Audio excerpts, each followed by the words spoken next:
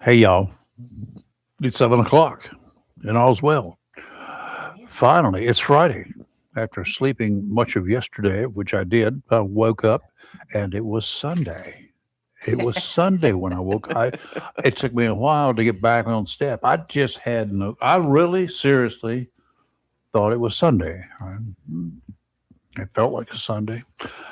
The political mess continues. We'll be talking about a lot of that as the Ah, morning moves on. We'll get the latest lowdown on all of the spring high school athletic programs that are seeing a lot of attention these days.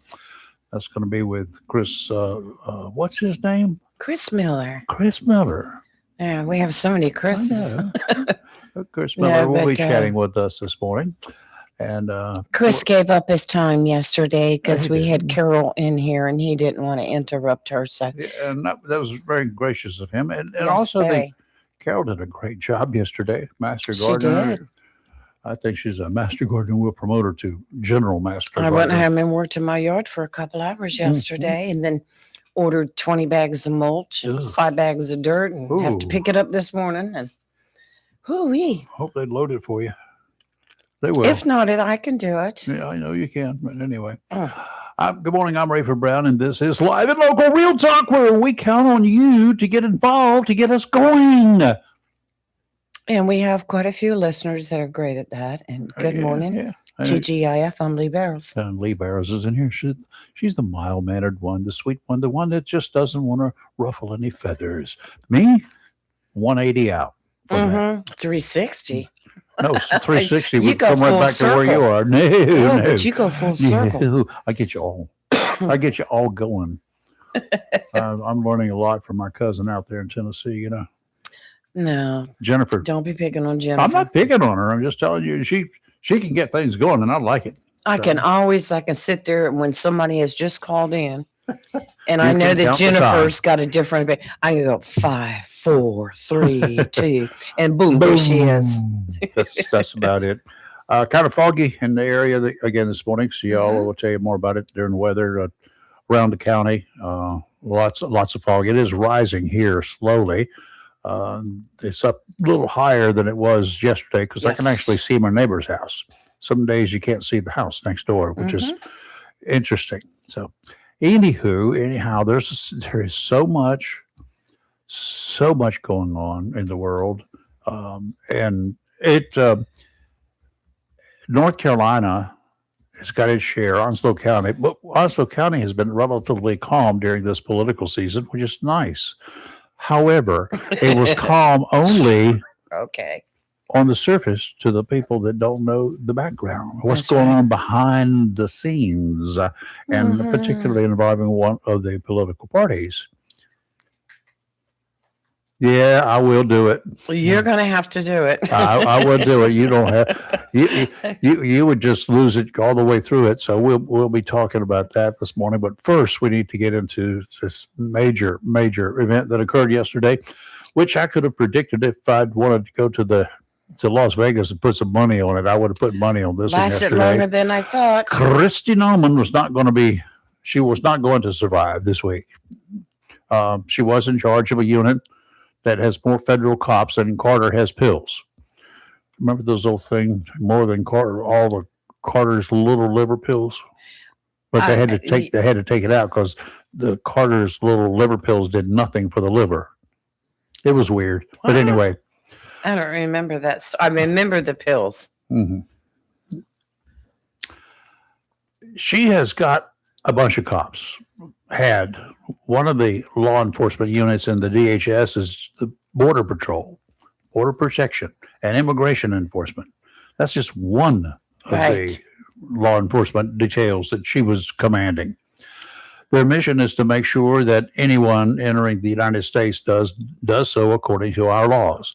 That's part of their mission. Doing so any other way breaks our laws. Isn't that kind of a self-explaining thing? If you can't come into this country, you can't come in here unless you got the right papers to do so. Correct. Okay. Supposedly, yes. That's the way it's supposed to That's be. the law. Right. Period. That's the mission of the border protection folks and immigration people and enforcement officers down around the borders. You can't come in. You don't have the proper paperwork. Go home. Okay. I can drive out to Camp Lejeune. If I don't have the proper paperwork and everything else, I can't go aboard Camp Lejeune. Do you understand this? That's right. I'm an American citizen. And for you sovereign citizens, go ahead out there and tell the guys at the gate that you're a sovereign citizen and you own that base because you pay taxes. And let me know how it works out for you. Yeah. That's the one that they haven't done that I haven't seen. Wouldn't that be funny? So they come out of his little house with a howitzer, and you'll know then. No. He will be inserted down the tube and sent packing. I took a wrong turn one time on the air station. And guy came out carrying this huge, I don't even know what it was, some type of weapon. And I'm like, do you know where building 1 is? Yes, ma'am, you missed it, obviously. But there was a Swiss Army general flying in right over top of me about the time. And I'm like, I'm sorry. Yeah, don't do that again. People serious out there. Okay, in addition to making sure people don't come across the border that are not supposed to, they also have this assignment. That assignment is to go round up the people that have gotten into this country. Even though we had an open door policy, they are here illegally because the law, they had to break the law to get here, even though a president said, well, I'm not going to enforce that law. So they just overran the country. But 18 million or so they're estimating now? Mm-hmm. So the Border Patrol, Immigration Border Patrol law enforcement team, they are charged with enforcing those 2 elements of the law, right? Don't let them in, and those that sneak in, get them and kick them out. Right. How simple is that to understand? That's about as simple as anything for even simple-minded people like me. Yeah, same. Not really overly interested on why they pick certain illegals when confronting them. I'm going to go into that a lot this morning. I would guess that when there's low-hanging fruit, while not necessarily the biggest orange on the tree, the feds will grab that first. It's there. If you walk past it and ignore it, then you're really not doing your job. Okay? You're supposed to arrest everybody that's violating the law. That's the way it comes. Policy generally will indicate, common sense should indicate that you go get the big guys at the top of the tree, the best fruit first, get hold of it, take care of it, and come on down and grab that low-hanging fruit. It's still going to be there. Yes. Why wait? Why waste your energy, time, and my money, and all the jail space and the transportation costs to get rid of the low-hanging fruit, the ones that are not posing any problems other than they're here illegally? Now, don't get me wrong, they got to go. But why not go get the big ones? The big ones now, when I talk about the big ones, these are the thugs. These are the murderers. These are the people that should never have made it into the country in the first place, but they did because the border policy said, oh, it's okay, come on. We didn't have a border policy. So Tom Tillis, the senator from North Carolina, he's got a few more months to serve up to January. Mm-hmm. He went off the chain, as Steve and I and you talked about on Monday, Tuesday, whenever it was, right, when Steve called in. And Steve, I told you then, based upon what you said, I had not seen the video. I have. Well, I have now. I went back and I watched it. I watched it that same day. And but we got kind of busy for the next 2 days, so I have not had a chance to deal with it. Friday is ketchup for me. Ketchup, not as in you pour on your hot dog as in or whatever. Sandwich hot dog. No, not that kind of ketchup. This is ketchup that we're going to catch up here a little bit. I got things to say about this whole deal. Now, y'all can agree, you can disagree. Once I get going and get started here, give me a chance to get through it. Then call, because I want to hear from you. I want to hear from the normal people out there, because you can rest assured I do not claim to be normal. I don't want to be normal. Today's normalcy is way too weird for me. But Tillis went off during an oversight committee hearing that was looking into, I found out more. It was looking into the Homeland Security operations. And he told Secretary Nome, Kristi Nome, she's head of DHS, Department of Homeland Security, which the Border Patrol falls under, that he had comments and observations about Homeland. He opened up with this, and that he did not really want her to give him any answers, Not yet. He wasn't there to ask questions. No doubt. There are different videos out there, possibly edited and or manipulated of the whole event. But the one that I chose showed an unedited version from one end to the other. A really P.O. Tillis getting down like me when I get mad, telling Noam what he thought about the operation to remove illegals. In my opinion, the most telling criticism was that it appears ICE is simply trying to brag about large numbers of illegals the agents have grabbed. It's really cool when you go out and round up a bunch of people like this because you can show, hey, we got 1,000 of them per day. Well, that's cool. What about the 5 who you did not get, who are at those bad guys at the top of the tree, and you did not get them? You got a bunch of low-hanging fruit. Okay? What happens to those guys? They're out there. They're still raping. They're killing. They're thieving. They're a bunch of low-life scumbuckets. And they're just simply moving around the country doing what they want to do. These are the ones you should target. That's what Tillis was saying. He made it clear that he wants everybody. He says, I'm in favor of arresting them. They're all illegals, but get the bad ones first. He's more interested, he said, in quantity than in quantity arrests, getting quality arrests. And deportation in sheer numbers is not a big deal. I'd rather put 5 really bad guys on an airplane and send them partway home than to load that plane full of illegals with families and everything else and relocate them. Give me the bad guys first. You can do the other people later. You can help them get deported. You can help them do what they need to do. And a lot of people have already self-deported, by the way. There are more people who have left the country, illegals, than we have deported. Did you know that? About 3 times as many. He called for Secretary Noam to resign immediately. Well, she didn't. She didn't get the opportunity. Not sure the exact wording, but the president has removed Noam from a position that a lot of people did not and do not have the qualifications for. She's not the only one at those kinds of levels, secretaries of this, secretaries of that have no qualifications. By whose standards? By law enforcement standards. Okay. She was a governor and she was a congresswoman from South Dakota. Those were her credentials. And she was a big supporter of Trump. What were her qualifications? And he's doing it again, by the way, so to replace her.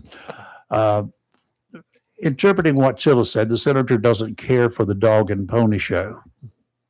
He called it I don't know whether he used the phrase dog and pony. That's what I'm saying. It looks like a dog and pony show. You round up 1,000 people a day and you take care of them, right? Yeah, it looks cool on TV. It looks great in the numbers, but look at the people you've rounded up. Nothing notorious about them. Was he forceful, Tillis, that is? Was he kind of forceful? Was he obnoxious in this thing? No, he was. Forceful, definitely. Obnoxious, that depends upon, did he need to be? No. No, your opinion. No. Maybe too forceful for Lee and for some, but probably something that was needed. Because nobody was getting any attention. There were a lot of things going on and nothing was happening. So you're going to have to do something to get somebody's attention. So why did Trump send Noam packing? Apparently, from behind the scenes, it wasn't because of her qualifications to handle Homeland Security, but because of the way she could not handle Tillis and other legislators this week during congressional hearings. He was not happy with the fact that she wasn't prepared for questions about various expenditures, especially about promoting the ICE organization. There's a lot of money that's spent to promote ICE. Did you know that? Commercials. So there was a problem there as far as Trump was concerned. It's okay. It's okay. I understand, normal way things work in Washington or Raleigh and other places. Credit no one for anything they were supposed to do, but blame them for anything else to disguise the real reason for the termination. We don't know what the reason for the termination is, really. That's right. And he didn't exactly terminate her. He moved her. He took her out of that position. Correct. Word inside the dome of confusion, that's Washington, is that Trump, do you like that one? Mhm. I coined that one last night when I was looking at this stuff. The dome of confusion, Washington, D.C. Trump did not like the way she could not handle what turned out to be an inquisition. And she was not prepared for that. Do you agree with that? She cannot deal with Tillis. She would never be able to answer the Well, allegations that respond to the allegations Tillis I was watched levying. it, So did I. and my take was that Tillis has gone off the chain.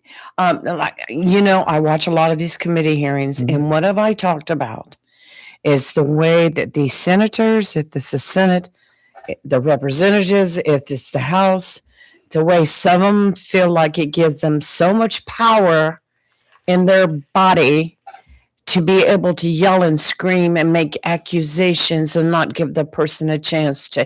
Now, look, we all know Tillis is on his way out. We all know, and I have said this in the past, I've always been a Tillis person. I've worked on his campaigns through the years, met him numerous times. I've always liked Tillis. His reasons for leaving are his reasons. I don't care. It's time for him. He Choice. wants to go, so we start with new. I just felt like from the moment that, and I'm not a fan of Kristi Noem, never have been, Me neither. but I give her the respect of the title of the job. You hear different things, mainly coming from one side of the spectrum. Oh, she's terrible. The other side of the spectrum is pumping her up. That's the PR We side. don't really know exactly what goes on behind closed doors. Nope. We all saw this coming, and Trump has put her in a new position.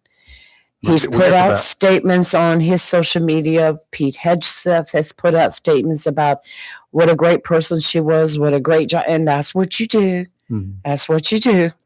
You don't air your dirty laundry. But Tillis went for the throat the other day. Well, He doesn't care, though. He's on his way out. Here's the thing. Those other individuals you talk about going off the wall and Mhm. screaming and hollering and carrying on Right. and doing, most of their allegations are just out there, nothing to even stick to the wall. It was just, it gave them the opportunity for the specified period of time because they were all running for reelection. They're all running for reelection. When you get Tillis up there that a year ago, whatever it was, last year, A couple years ago, he was kissing the ring. well, he didn't kiss the ring ever. Mm. No, he was he was He fell right in there with the others. well, he was in favor of Trump Mhm. because look at what else that he had to choose from. Trump, we got to remember, has only been in office a little over a year. Right, right. So, But he worked with him before. he had worked with him before. But and Trump was up against the wall the entire time he was in Right. office from 2016 to 2021.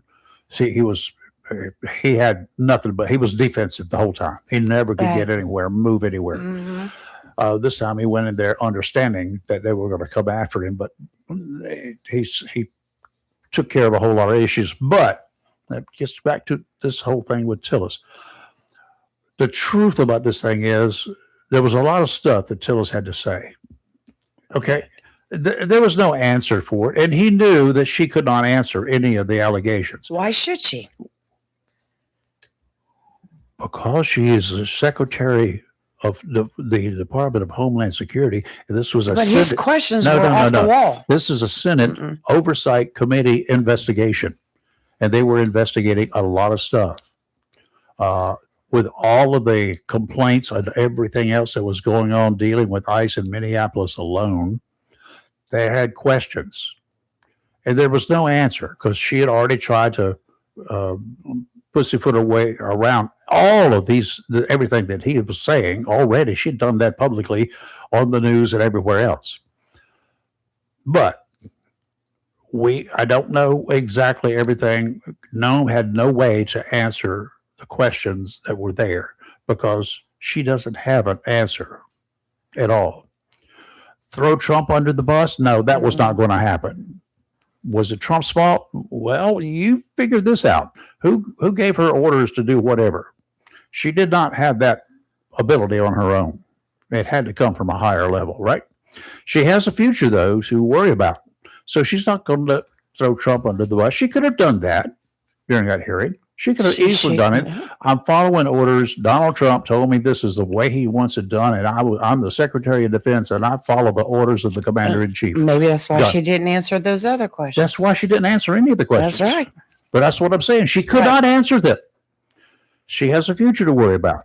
She was outgunned by professionals who had formed a gang to express their displeasures. Mm-hmm. Okay, there was an organization there. Better not to engage them in the battle they had planned with answers that would certainly not satisfy either those with questions or answers that would put the blame squarely on the president. What would you do?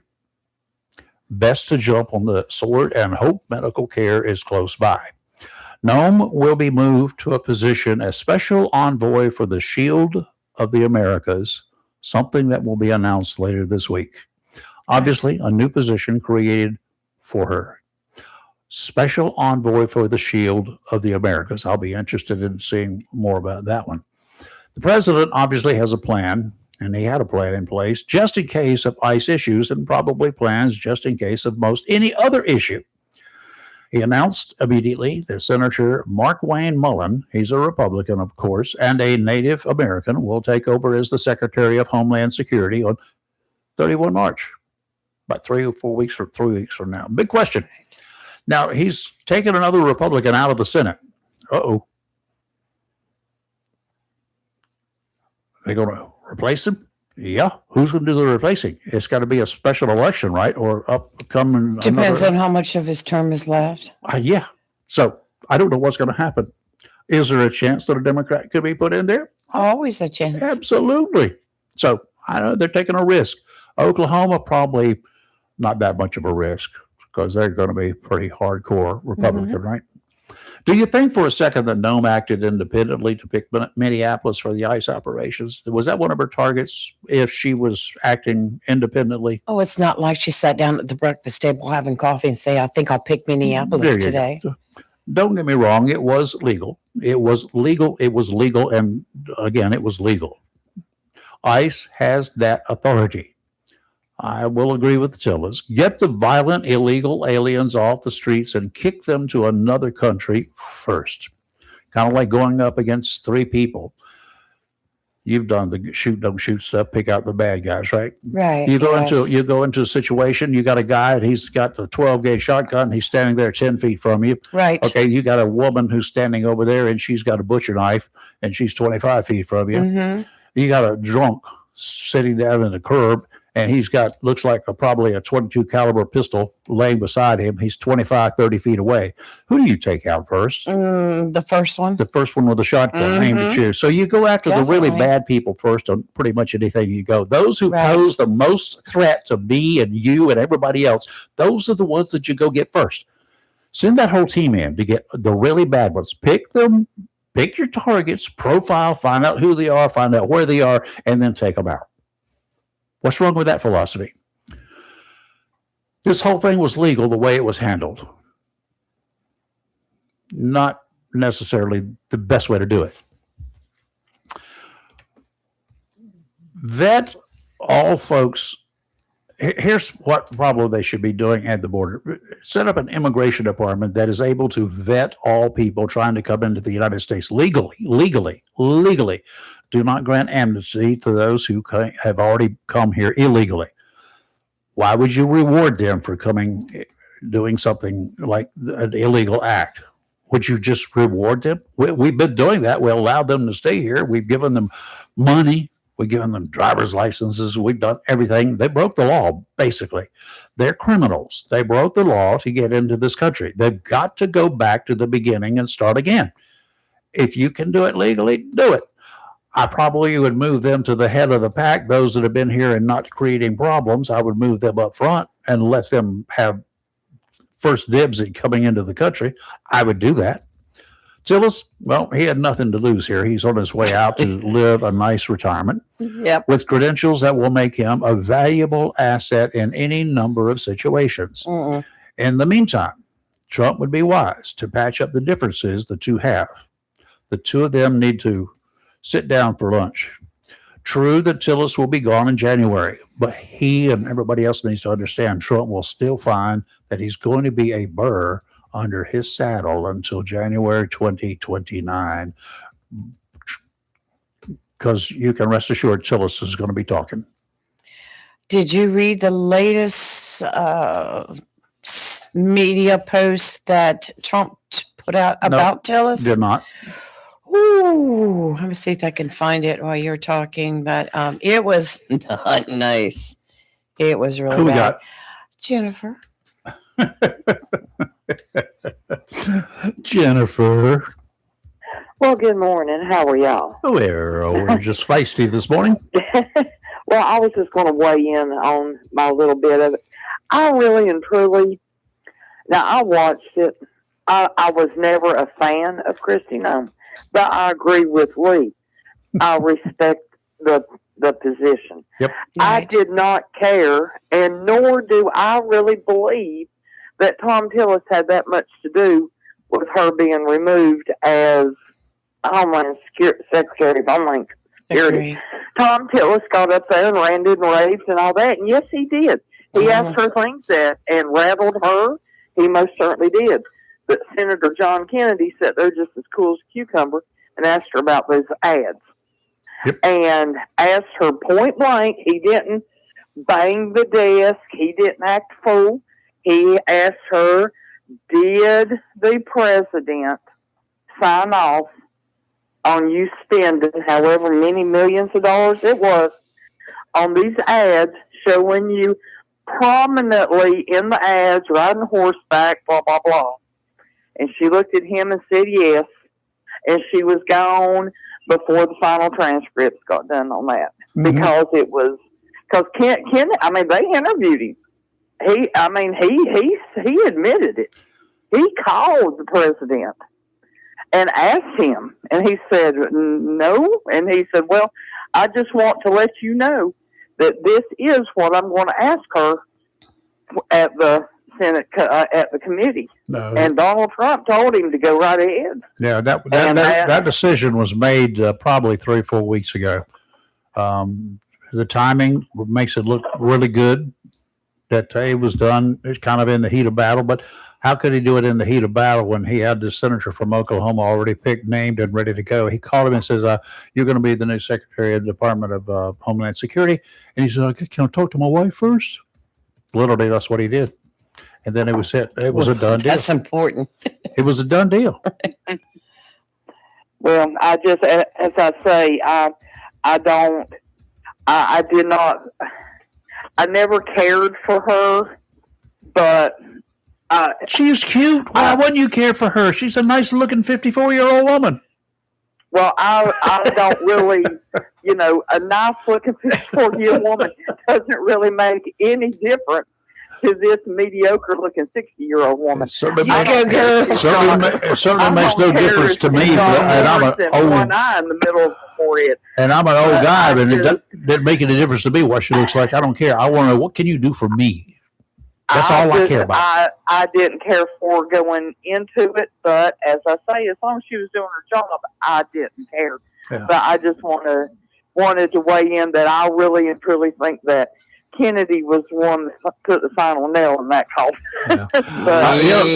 I love me some John Kennedy. There are a lot of positions in our federal government where people can be put in charge of, doing this or that, making sure the toilet paper is the right kind, and we got plenty of it. There are positions that people can be put in charge of that. They do it in the military. They got some lieutenants in charge of toilet paper patrol, whatever. But put somebody in charge of Homeland Security with, I don't know how many thousands of cops that are there. You really got to have somebody that the cops, number one, respect. Yes, they will say that she's doing a great job, or we respect her, yada, yada, yada, because that's in there, what they got to do. Well, who says the cops don't respect her? Okay, you've never been one. I will guarantee you that there's a whole bunch of them out there, just like there were FBI agents who had no time for the presidential appointees. But she rode a horse. Okay. I can do that. Sure, that's not why they hired her. Huh? That's not why they hired her. Well, why did they put her on a horse? We had to pay for that promotion. Anyway, I totally agree. And I just don't think she was the right person. She wasn't a right fit, a good fit for the position. Well, that I just wanted to call in and weigh in on the Tom Tillis and Kennedy and It was all that. I crazy. think you can reach the same conclusion on something without getting up there. And Mhm. I don't care which side. I don't care if it's a Democrat or Republican, whatever.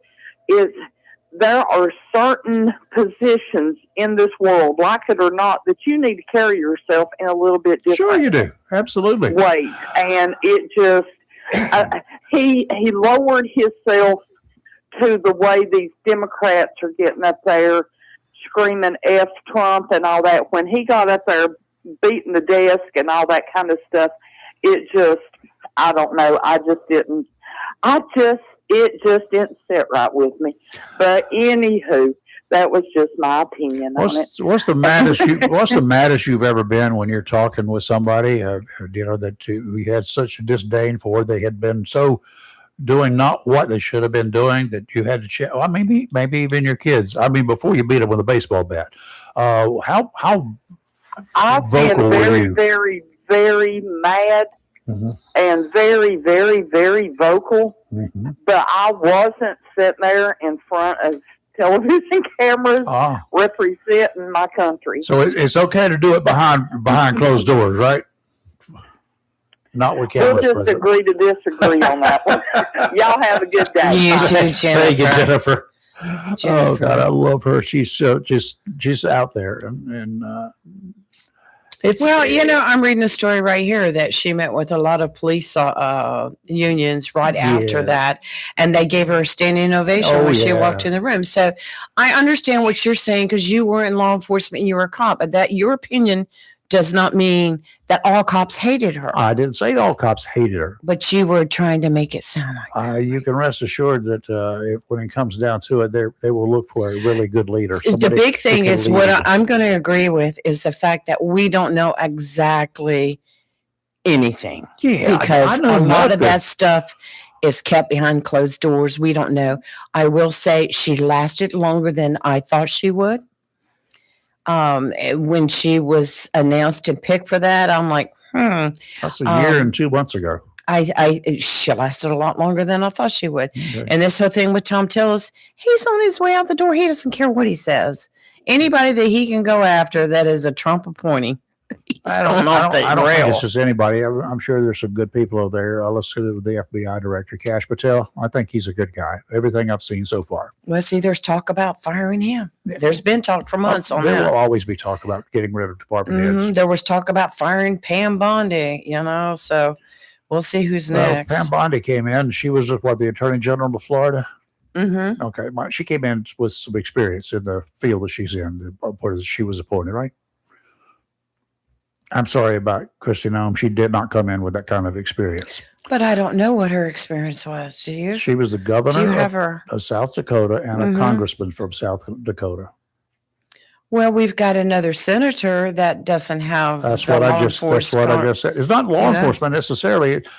You can hire a general. You can hire somebody that's worked in positions, head of a security agency, whatever. Well, why can't you hire a woman that rides a horse then? Looking at the marine forecast out to 20 nautical miles today, southwesterly winds 5 to 10 knots, seas 2 to 4 feet. 10 seconds apart, Sound Said Rivers, a light chop, widespread fog in the morning, then patchy fog this afternoon. Saturday, southwesterly winds 5 to 10, increasing to 10 to 15 in the afternoon. Seas 2 to 4 feet. Sound Said Rivers, a light chop, increasing to a moderate chop in the afternoon. Tomorrow morning, you can do well just if you make sure you keep an eye on the weather because the seas will probably pick up in the afternoon if the wind starts to pick up. So just be aware of that. Be aware of your surroundings and take precautions to be able to get ashore in time, just in case. Sunday, southwesterly winds around 15 knots, seas 3 to 5 every 5 seconds. See, they're getting closer together. More chop. Sounds and Rivers, a moderate chop, a chance of showers in the afternoon. Of course, of course. Today, areas of fog before 10 a.m. Yep, Still they're a right little so foggy far. out, right? Otherwise, partly sunny with a high near 81. Calm wind becoming south 5 to 9 miles per hour in the morning. Winds could gust as high as 15. Tonight, patchy fog, mostly cloudy with a low around 62. Saturday, patchy fog in the morning, mostly cloudy, then gradually becoming sunny with a high near 80. Sunday, a chance of showers, partly sunny with a high near 81. And Monday, a chance of showers, partly sunny, high near 80. We need the rain. I agree with Yes. you 100%. I want it. I want some rain. Mhm. All right, Randy out there in Southwest, one of the amateur radio operators of Randy. the Onslow Amateur Radio Club, which, by the way, has a meeting tomorrow morning at 9 a.m. If you're interested, if you have an interest in ham radio, you might want to come by, listen up, and then you'll probably lose all interest. Just kidding. It's a fun group of people that will be there. Great group. And they're diverse in their abilities and their other interests and everything else. So it's not just a social club. It's a group of individuals with some commonality too.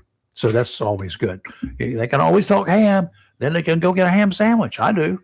Randy is one of those. He's in the Southwest community.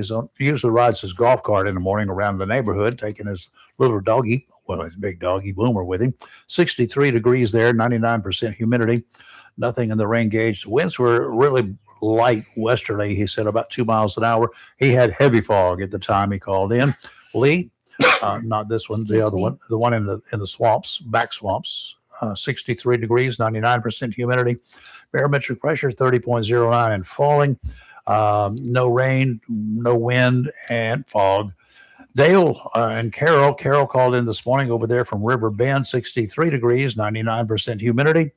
Nothing in the rain gauge, no wind. It was calm, foggy, and the fog was lifting as it is around here right now.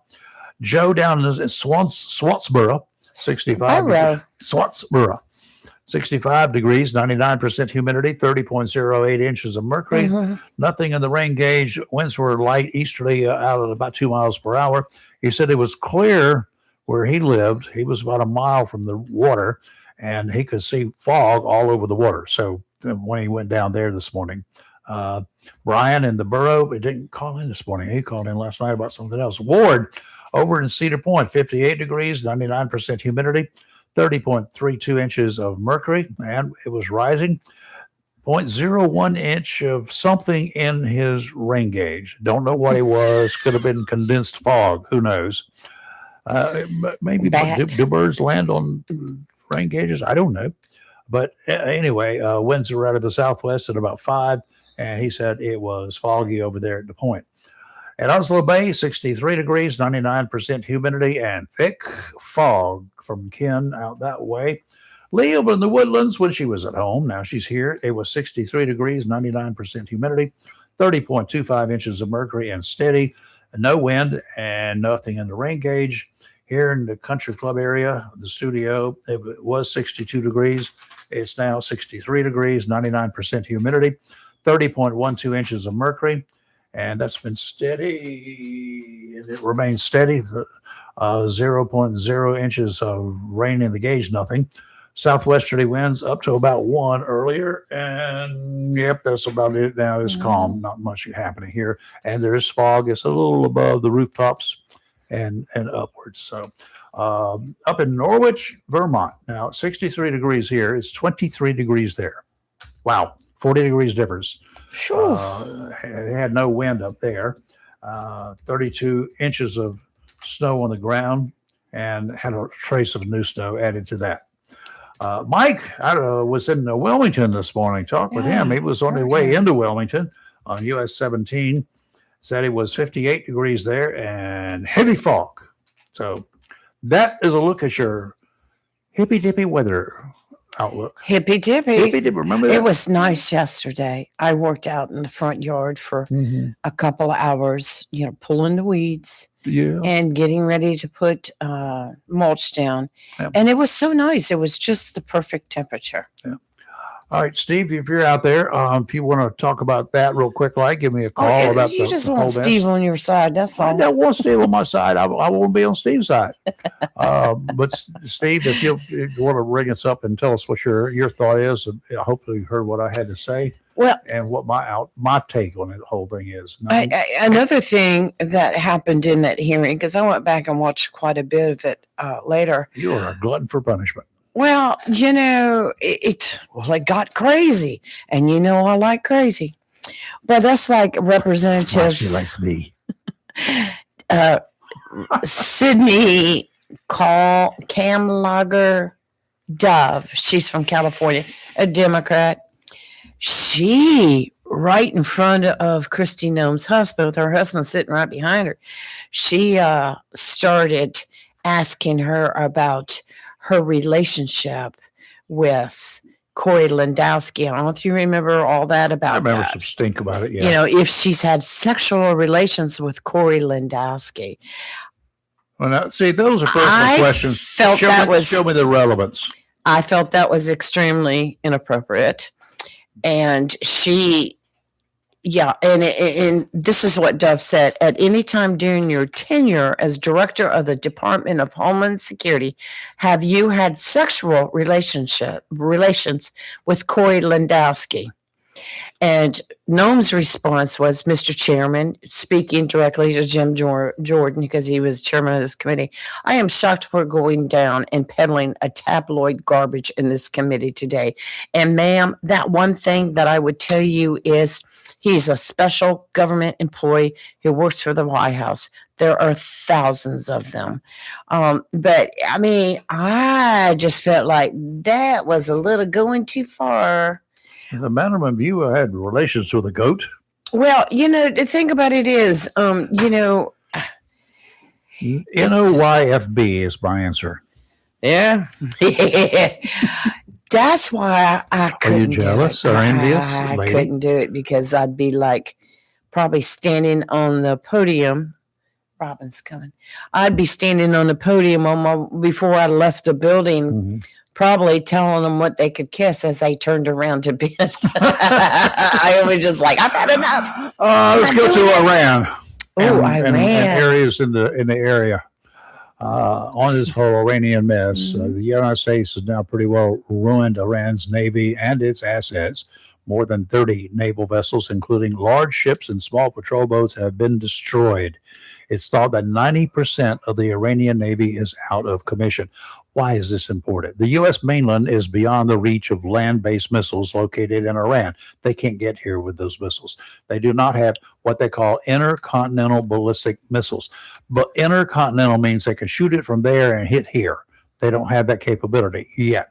We want to make sure they never do. Right. However, their boats, their big old ships out there, they had ships, and just like we do, they can get close to us. They can get within range of the missiles to be fired from ships. Right. And it doesn't take us long to get here. Right. We can track an intercontinental ballistic missile the split second it's launched from Russia, and we can track it. We can take action against it. We've got anti-missiles. We've got other missiles to shoot down missiles. We got jet aeroplanes up there. Okay. If you've got time to do it, the closer they are to here, the less likely it is we'll be able to, launch a counterattack. Right.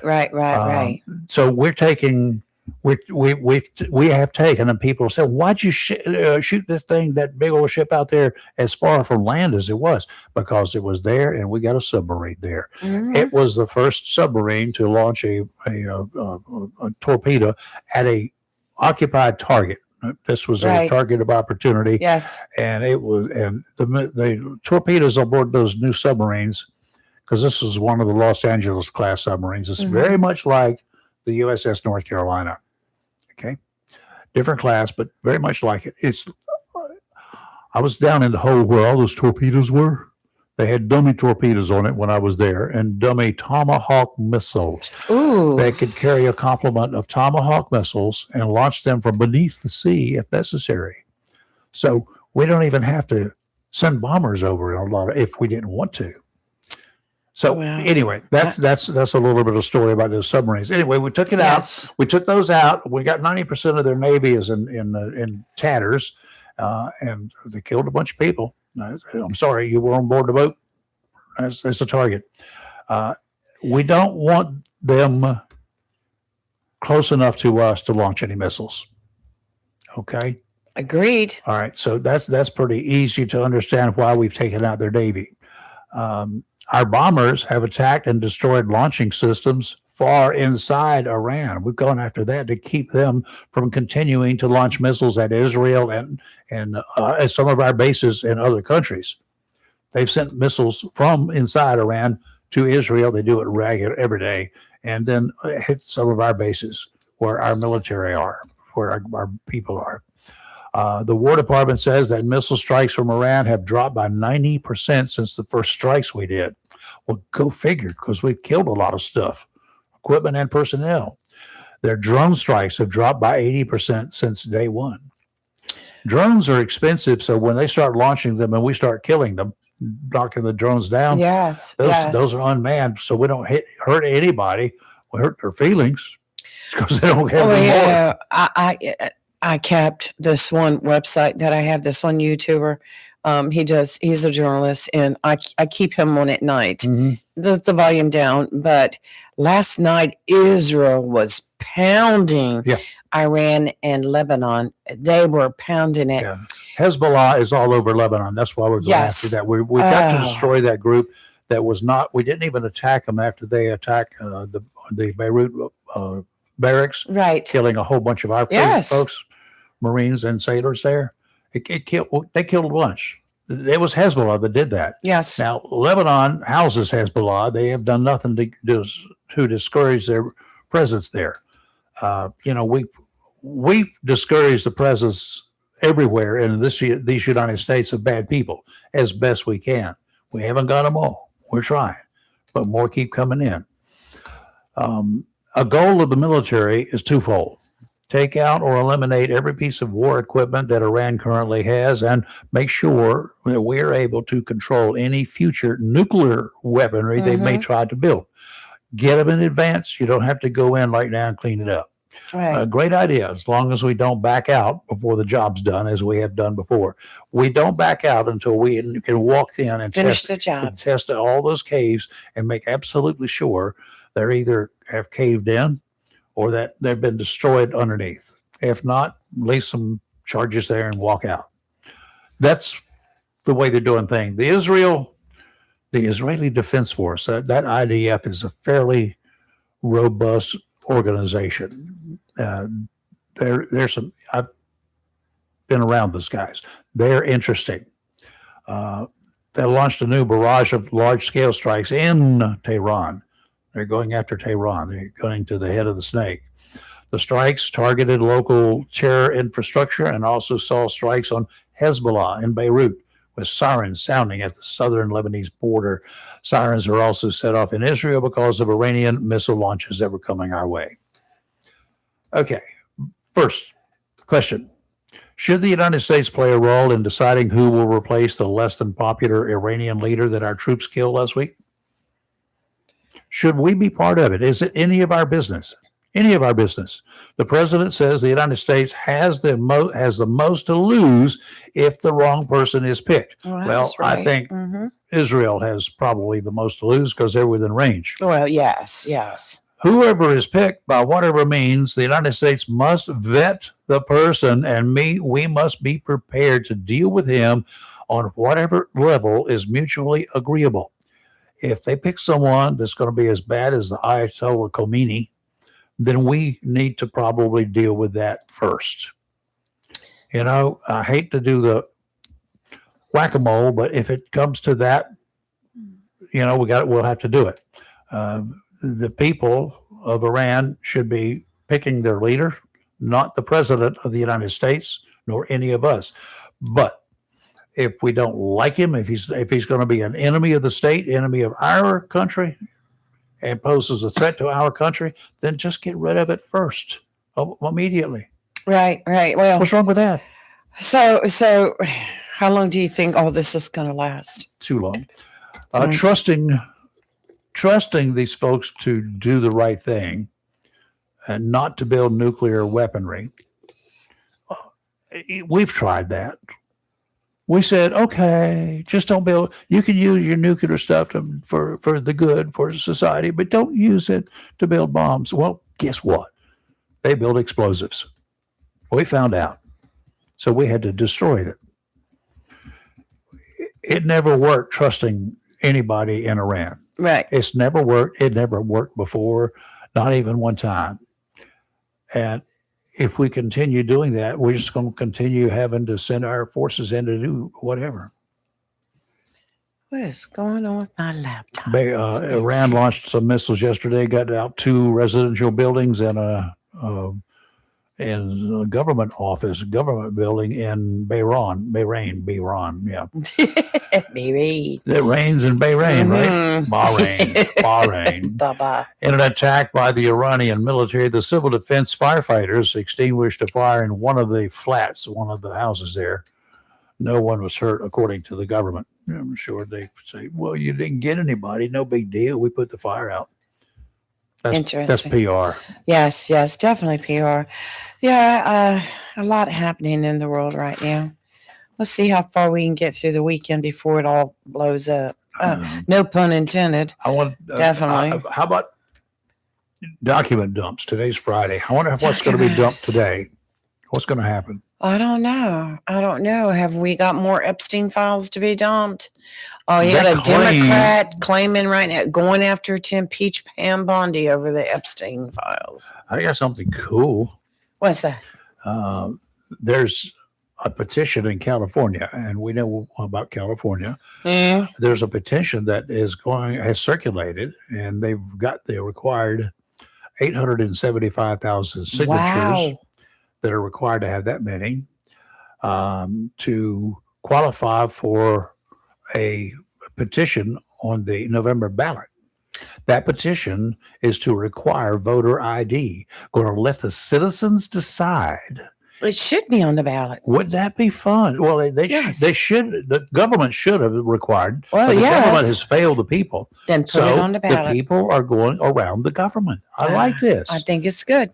We need to pay attention to this. I think it's good. If North Carolina, if our leaders are not able to get the right stuff done in Raleigh, let's get a petition and get what we want on the ballot for November. We could do it. If there's something it's been done many of a time. It has. Unfortunately, too many times it fails because we don't get enough people to understand it. We don't educate the voters enough to even think about, what do you mean? What's this petition on here about? No, I don't know. Nobody's told me about it, so they don't vote for it. I know in the past we've done resolutions like with a political party does a resolution.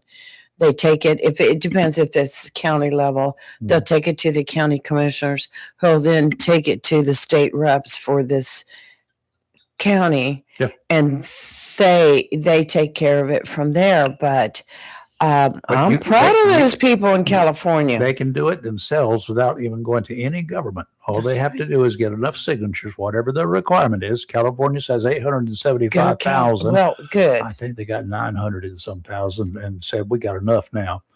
So, and you would think half of 1.35 million signatures. You would think the Hollywood elites would take notice of this.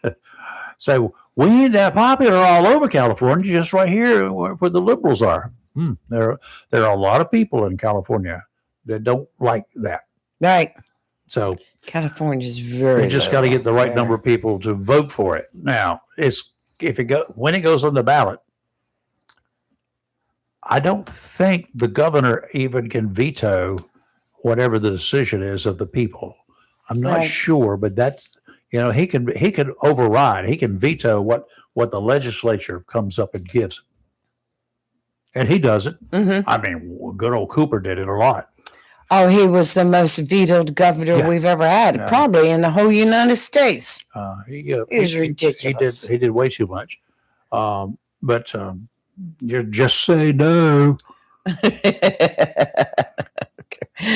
Y'all better think about this come this U.S. Senate election. Well, we'll be talking about the Senate race a lot.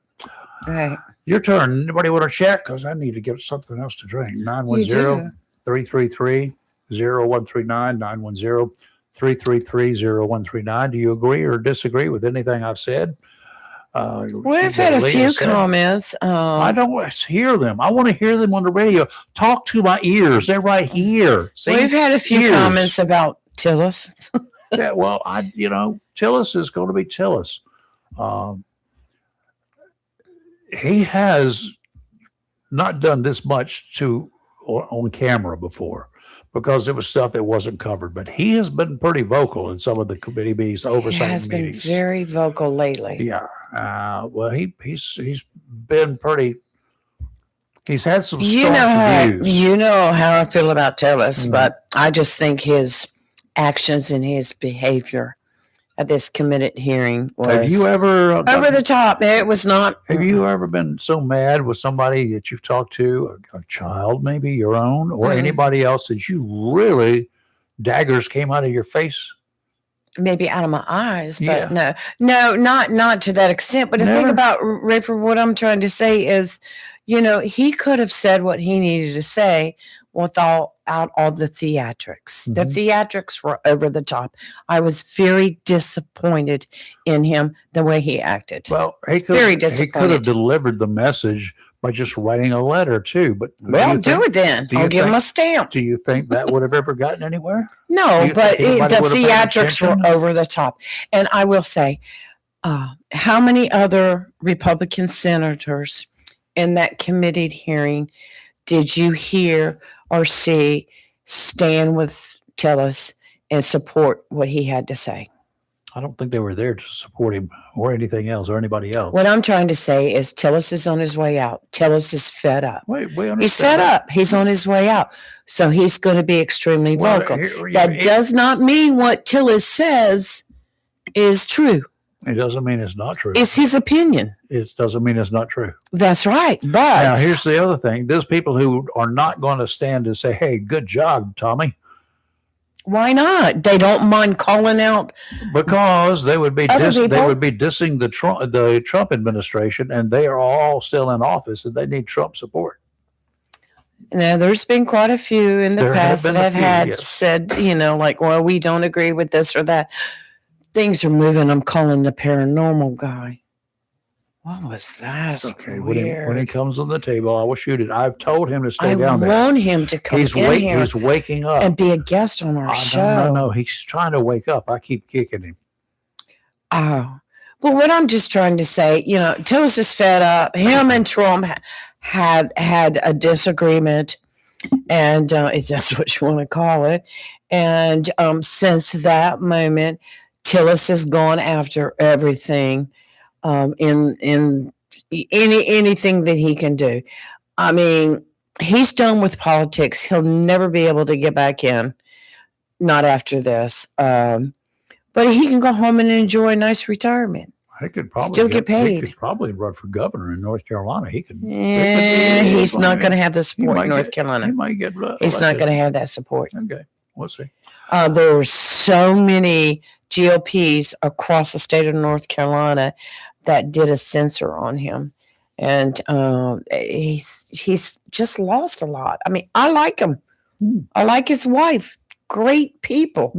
It's his time to go and relax and just forget about all this. Yeah, But he's done. He's done.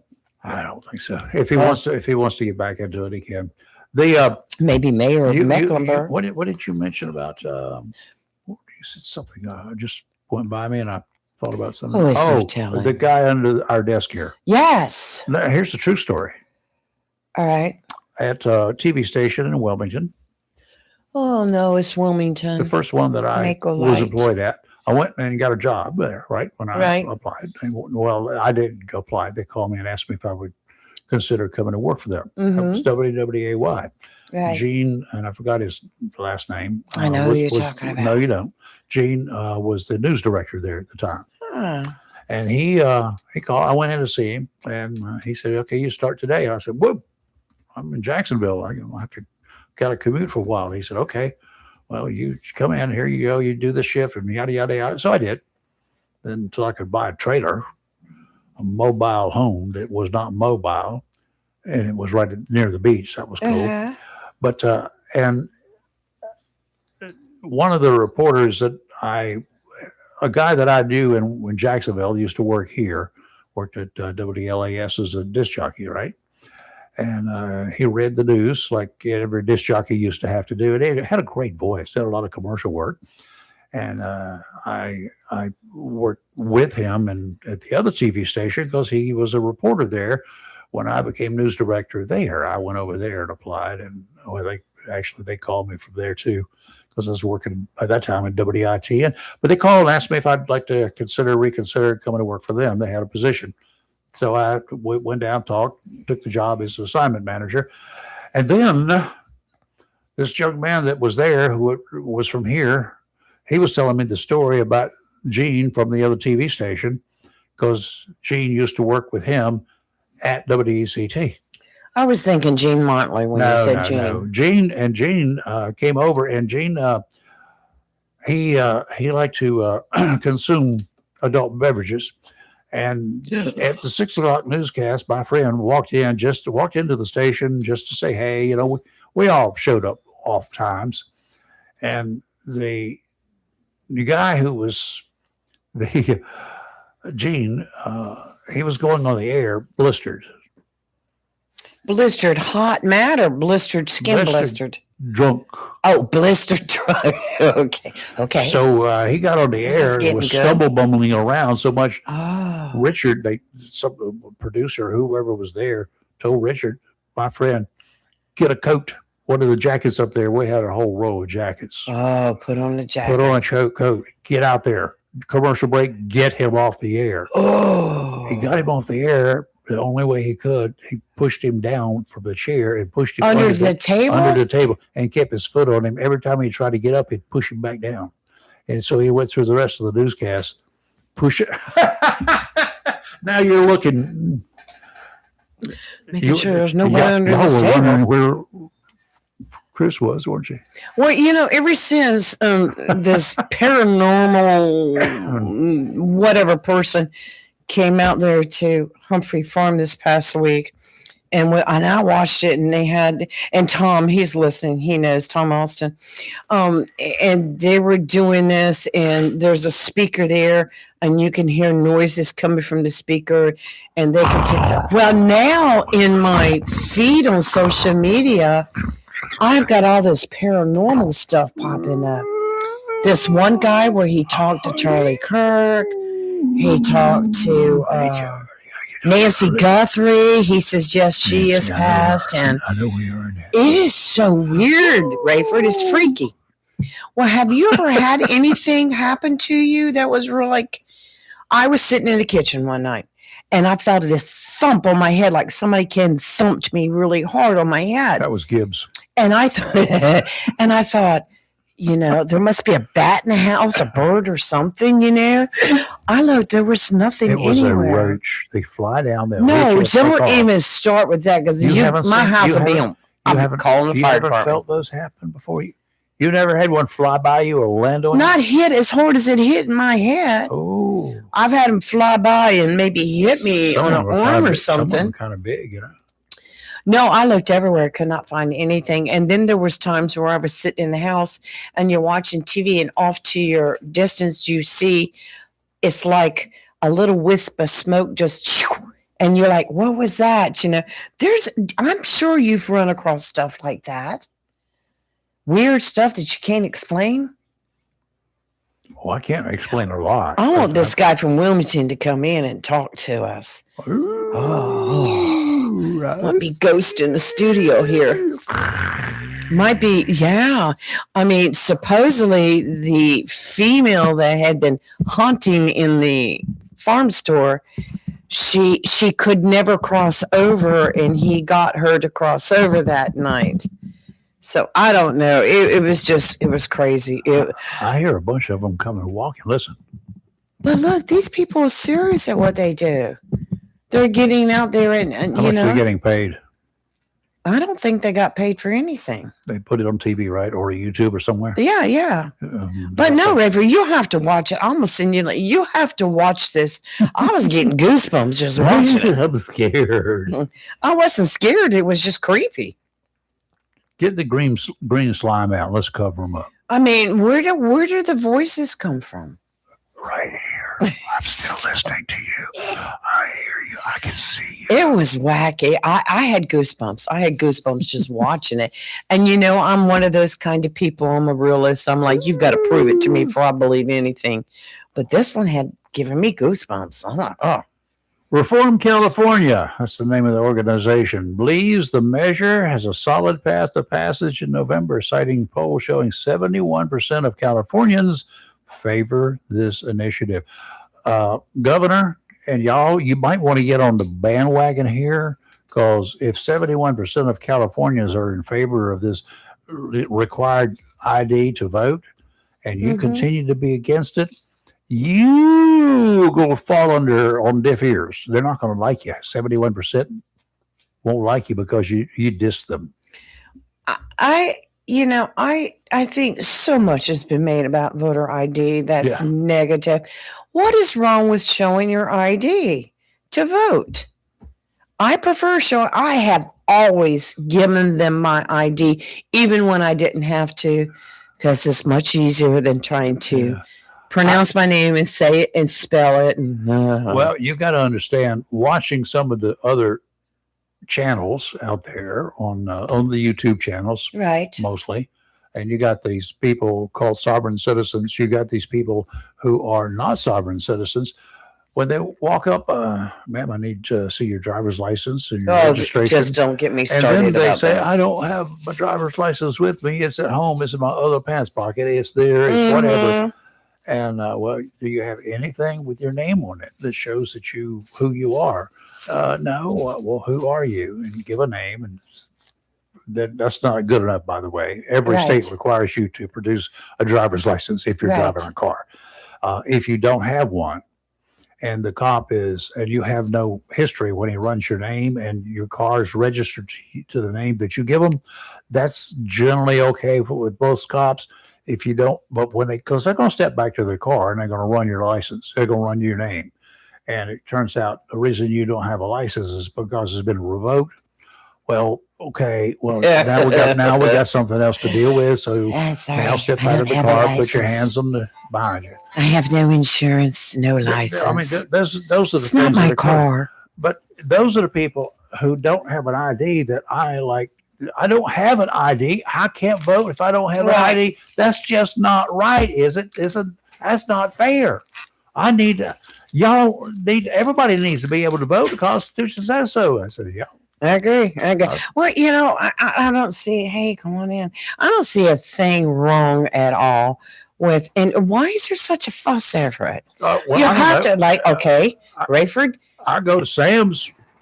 I go buy stuff. Guess what? I got to have my ID with me to go buy the stuff. Well, not only that. I go to the bank. Guess what I got to have? I want some money. I want money out of my account. Here's my bank card. Prove who you are. If you're inside. Well, you remember back in the day when people wrote checks, you went to a grocery store, you bought your groceries, you wrote out a check, you had to show your ID. Unless you were there and that you were the regular and they knew who you were. Exactly. It's just, anyway, look who just popped in. Good morning, Commissioner. Who we have not heard from this morning, too, is Chris. He's calling at 8:30. 8:30, yes, okay. 8:30. All right, just want to be sure. Yeah, I'm sorry I didn't mention it, but you were on your rant earlier, and I tried not to interrupt. It's hard. You know me. I'm going to interrupt. What? Stop. You're going to interrupt? Go ahead and interrupt. Good morning. We have took care of that, didn't I? We have in the studio Vice Chairman of the Onslow County Commissioners, Robin Knapp, has come in to say hello. Good morning. Good. How are you? Good to see you again. It's been a while. Yeah, it has been a while. You doing all right? Yeah, I'm doing good. I love the watch band. Good. I wore one just like that for I the know. longest time.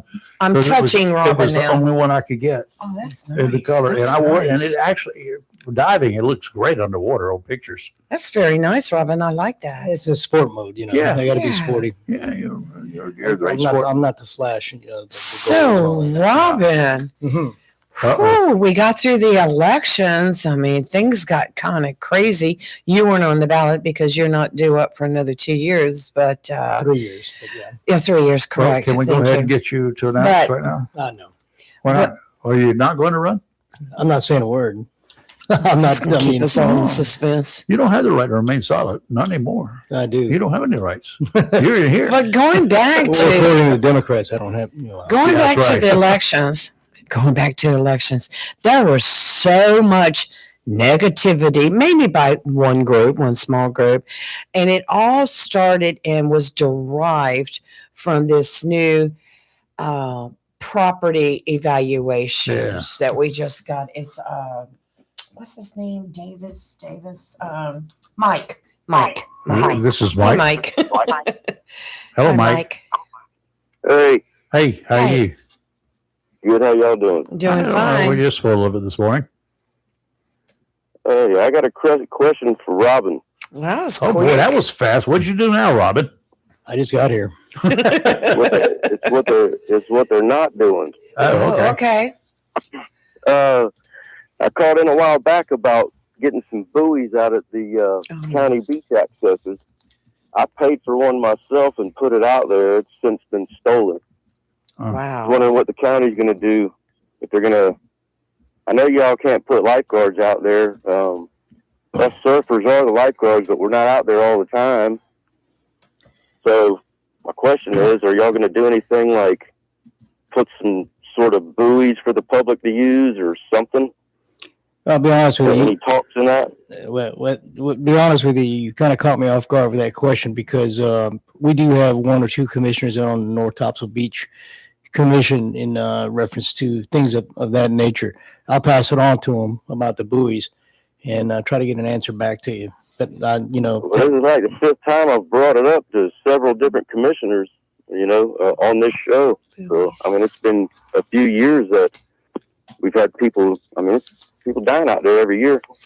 yeah, well, like I said, you kind of caught me off guard. I don't have an answer for you right now, but we can find one for you. And I know that we have a couple of commissioners on the commission. We'll stay on top of it. Robin and I are friends, so Yeah. we'll find out. Got one more question. Shoot. I missed the meeting yesterday. Did y'all talk about the adjusting that tax rate? Oh yeah, that's the thing. One of the things that people I'm trying to emphasize to people is the current tax rate.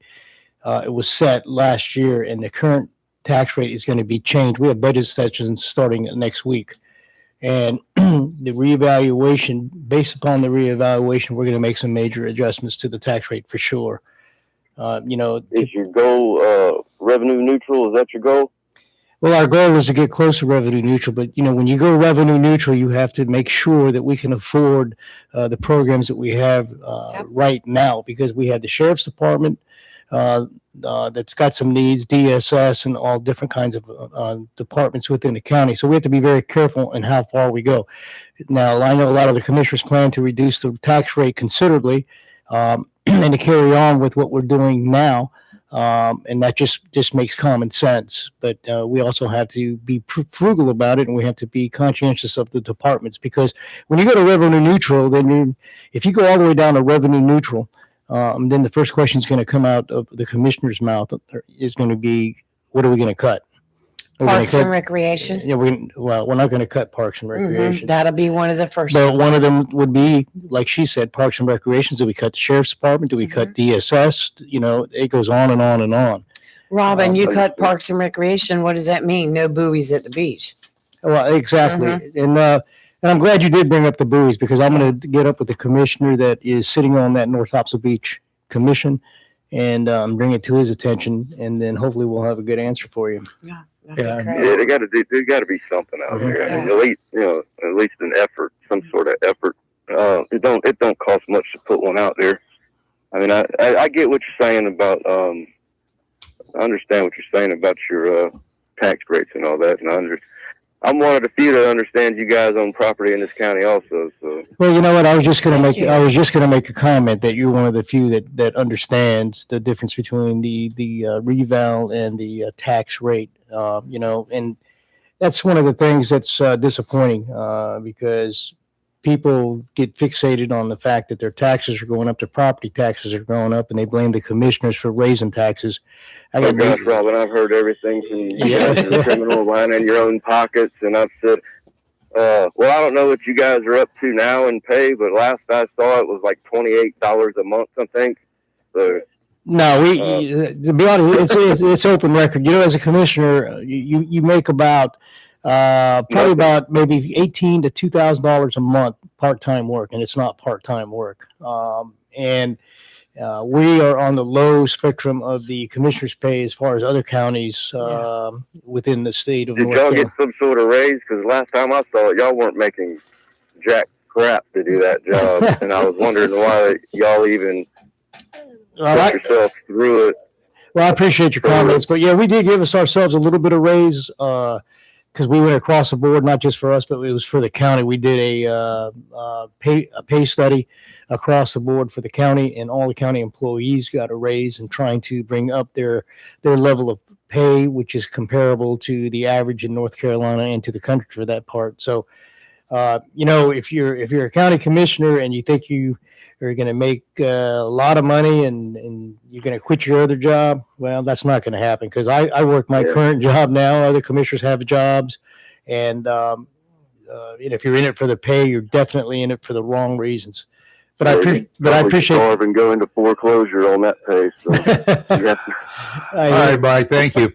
Thank you, y'all have a Mike. good one. Yeah, you Hey, too. thanks. That was a good call. He has It's some a good call. points. It's he has got Yes. good points. Let's real quick, I'll slide through the weather pretty fast, like I here. was just So southwesterly winds offshore today, 5 to 10 knots, seas 2 to 4 feet, 10 seconds apart. That's looking good. Watch out for fog if you're going out. There will be fog, even possible patches of fog after the sun gets up. You just don't know this time of year. Southwesterly winds 5 to 10 tomorrow, increasing to 10 to 15 in the afternoon. Seas 2 to 4 feet.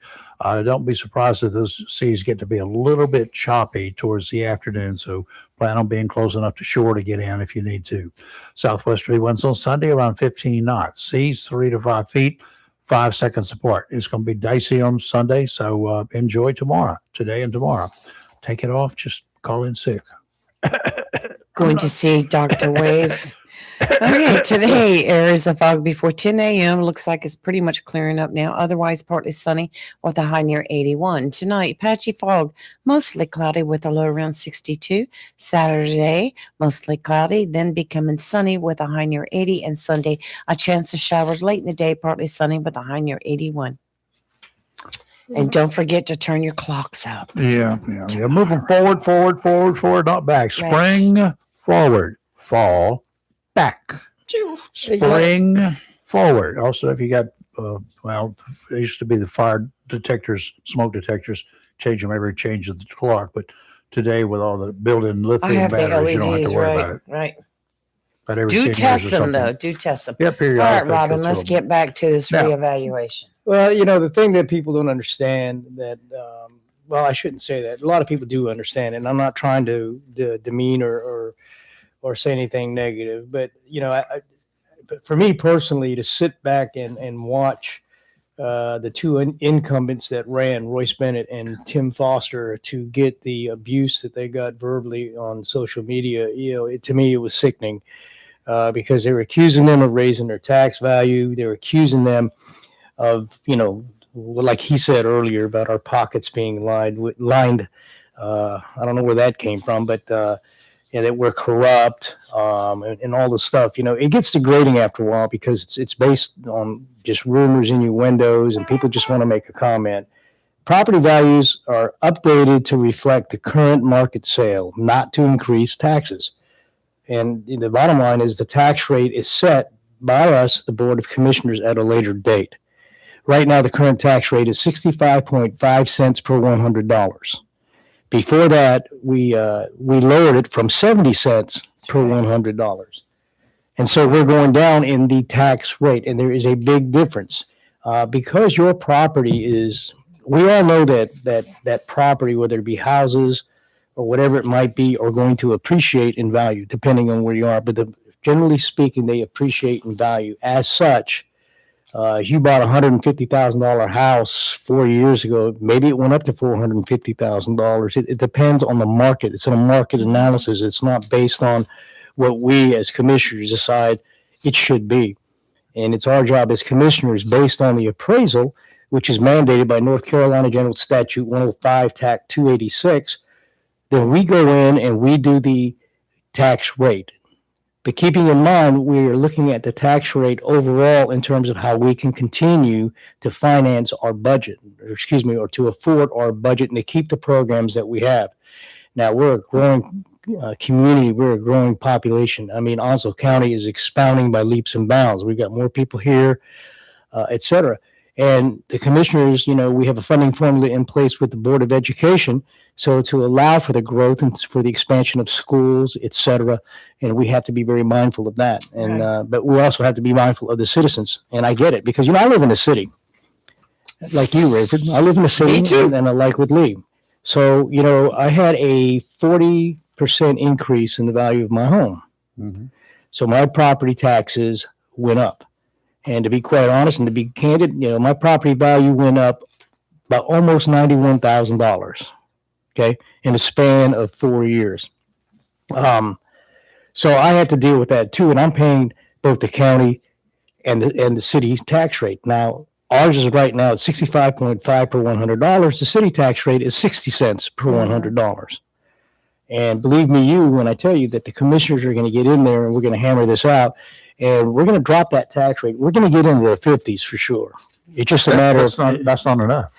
well, if you want, I can do the math for you. I can do the math. I already did it. It's up there on the board. Because I'm pretty smart too. Yeah, it's up there on the board. Yeah. So I mean, when you do the tax rate, Mhm. we have to be very careful that if we try to go revenue neutral, that we don't cut a lot of the programs. Because if we cut programs, and that means we cut jobs. Well, Mhm. but And et cetera. if you're revenue neutral, same budget you had last year, let's just say it's going to be the same budget you had last year, right? Same expenses. You don't need any more money, right?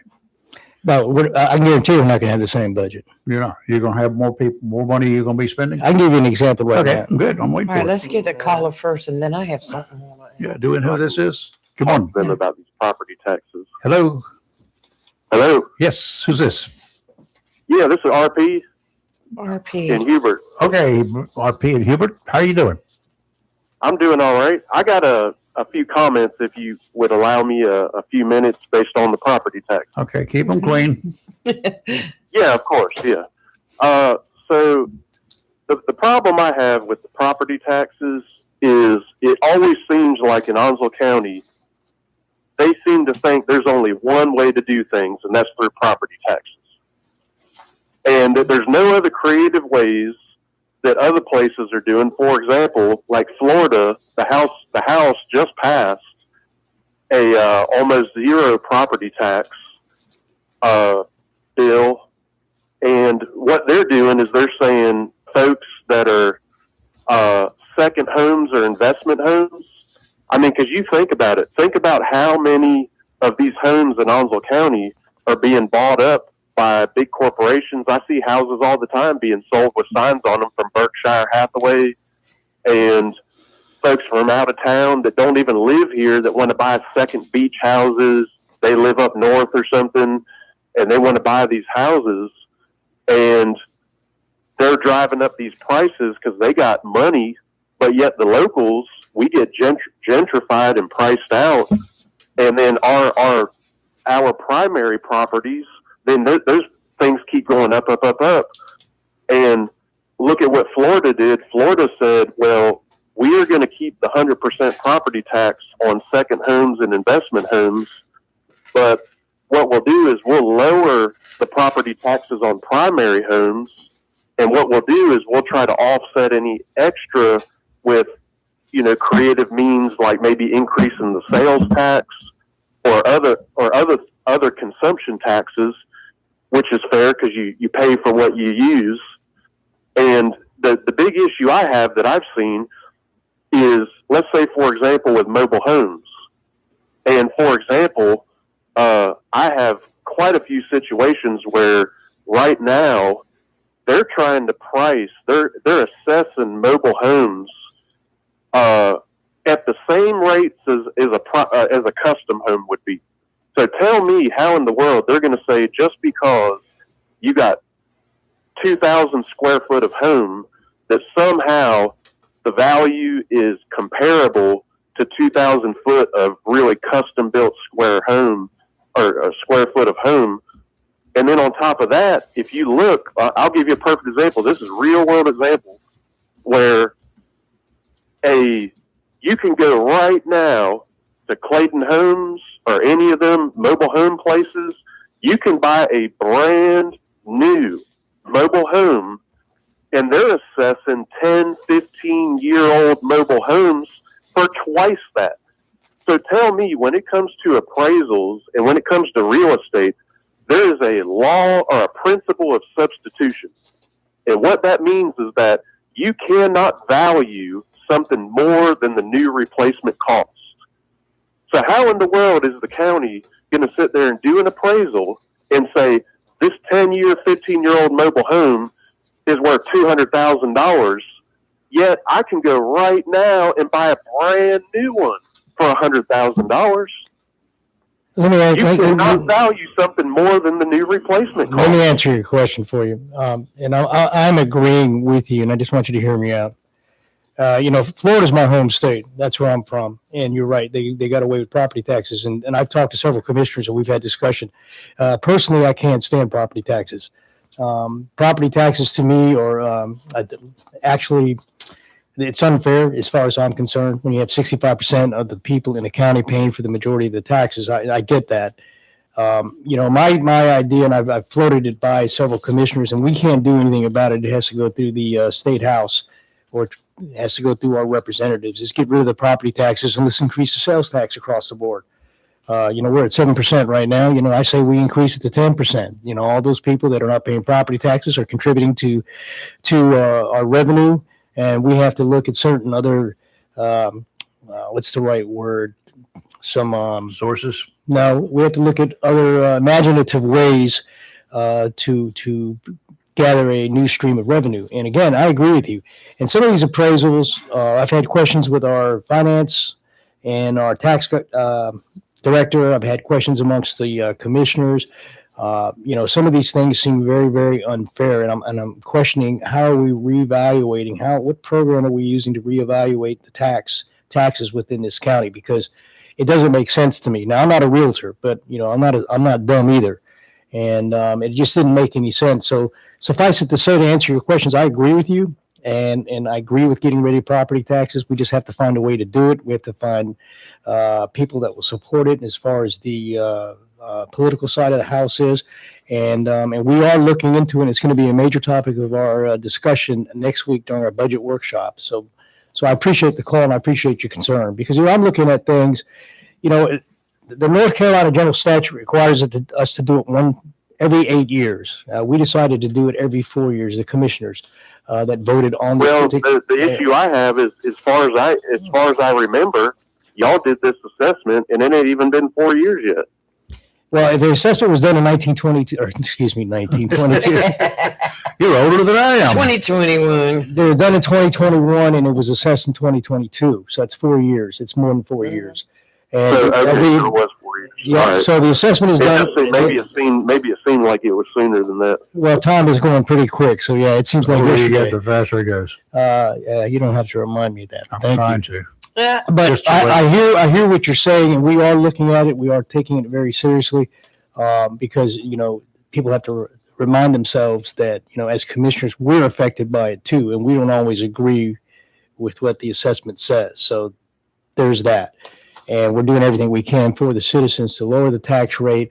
If there's an issue if there's an and I'm issue, sorry to cut you off. My hope is that, because they let you appeal, and the problem is that to me it seems like a fake process, because even if you appeal and you present real information, who's to say they can't just say, oh, whatever, and just deny you for no good reason, even if you're presenting the facts? For example, like I said, if you got a mobile home and they're assessing it for twice the replacement cost, and you show them straight up, you take a snapshot from the website from the mobile home company saying a brand new replacement would cost this, they should be able to come back and say, hey, we can't assess this value more than a new replacement cost. Well, I understand. I understand what you're saying. I totally do. What I'm trying to say is that I don't have an answer for that because I had the same questions you do. Let's suffice it to say, I had the same questions you do. And based on what they are doing with the tax, the property tax, they're evaluating an area, the appraisals, and this. You know, I had a private appraisal done on my house 5-6 months ago, and my private appraisal for my particular home was less than the tax appraisal that was given to my home. So when you look at that, it didn't make any sense. And my appraisal was an appraisal. It wasn't a geographical appraisal. They came in, took pictures of my house, they measured, they did all kinds of stuff when I had mine done. And it cost me about $1,000 to get this appraisal done. And so I'm scratching my head. Like you, I'm scratching my head as well. And again, I'm not a realtor, so I don't have the answers. But I intend to find out and intend to dig and to ask these questions. Because you had two different appraisals. You know, you have the market value appraisal of a particular house in a particular location. Then you have a true appraisal where somebody physically comes out and looks at your house, enters your house, does measurements, and et cetera. So I understand where you're coming from, and you've got some good points. Again, like I said at the very beginning, I'd rather just get rid of the property taxes and go straight across the board sales tax or find some other, bump it up 10%.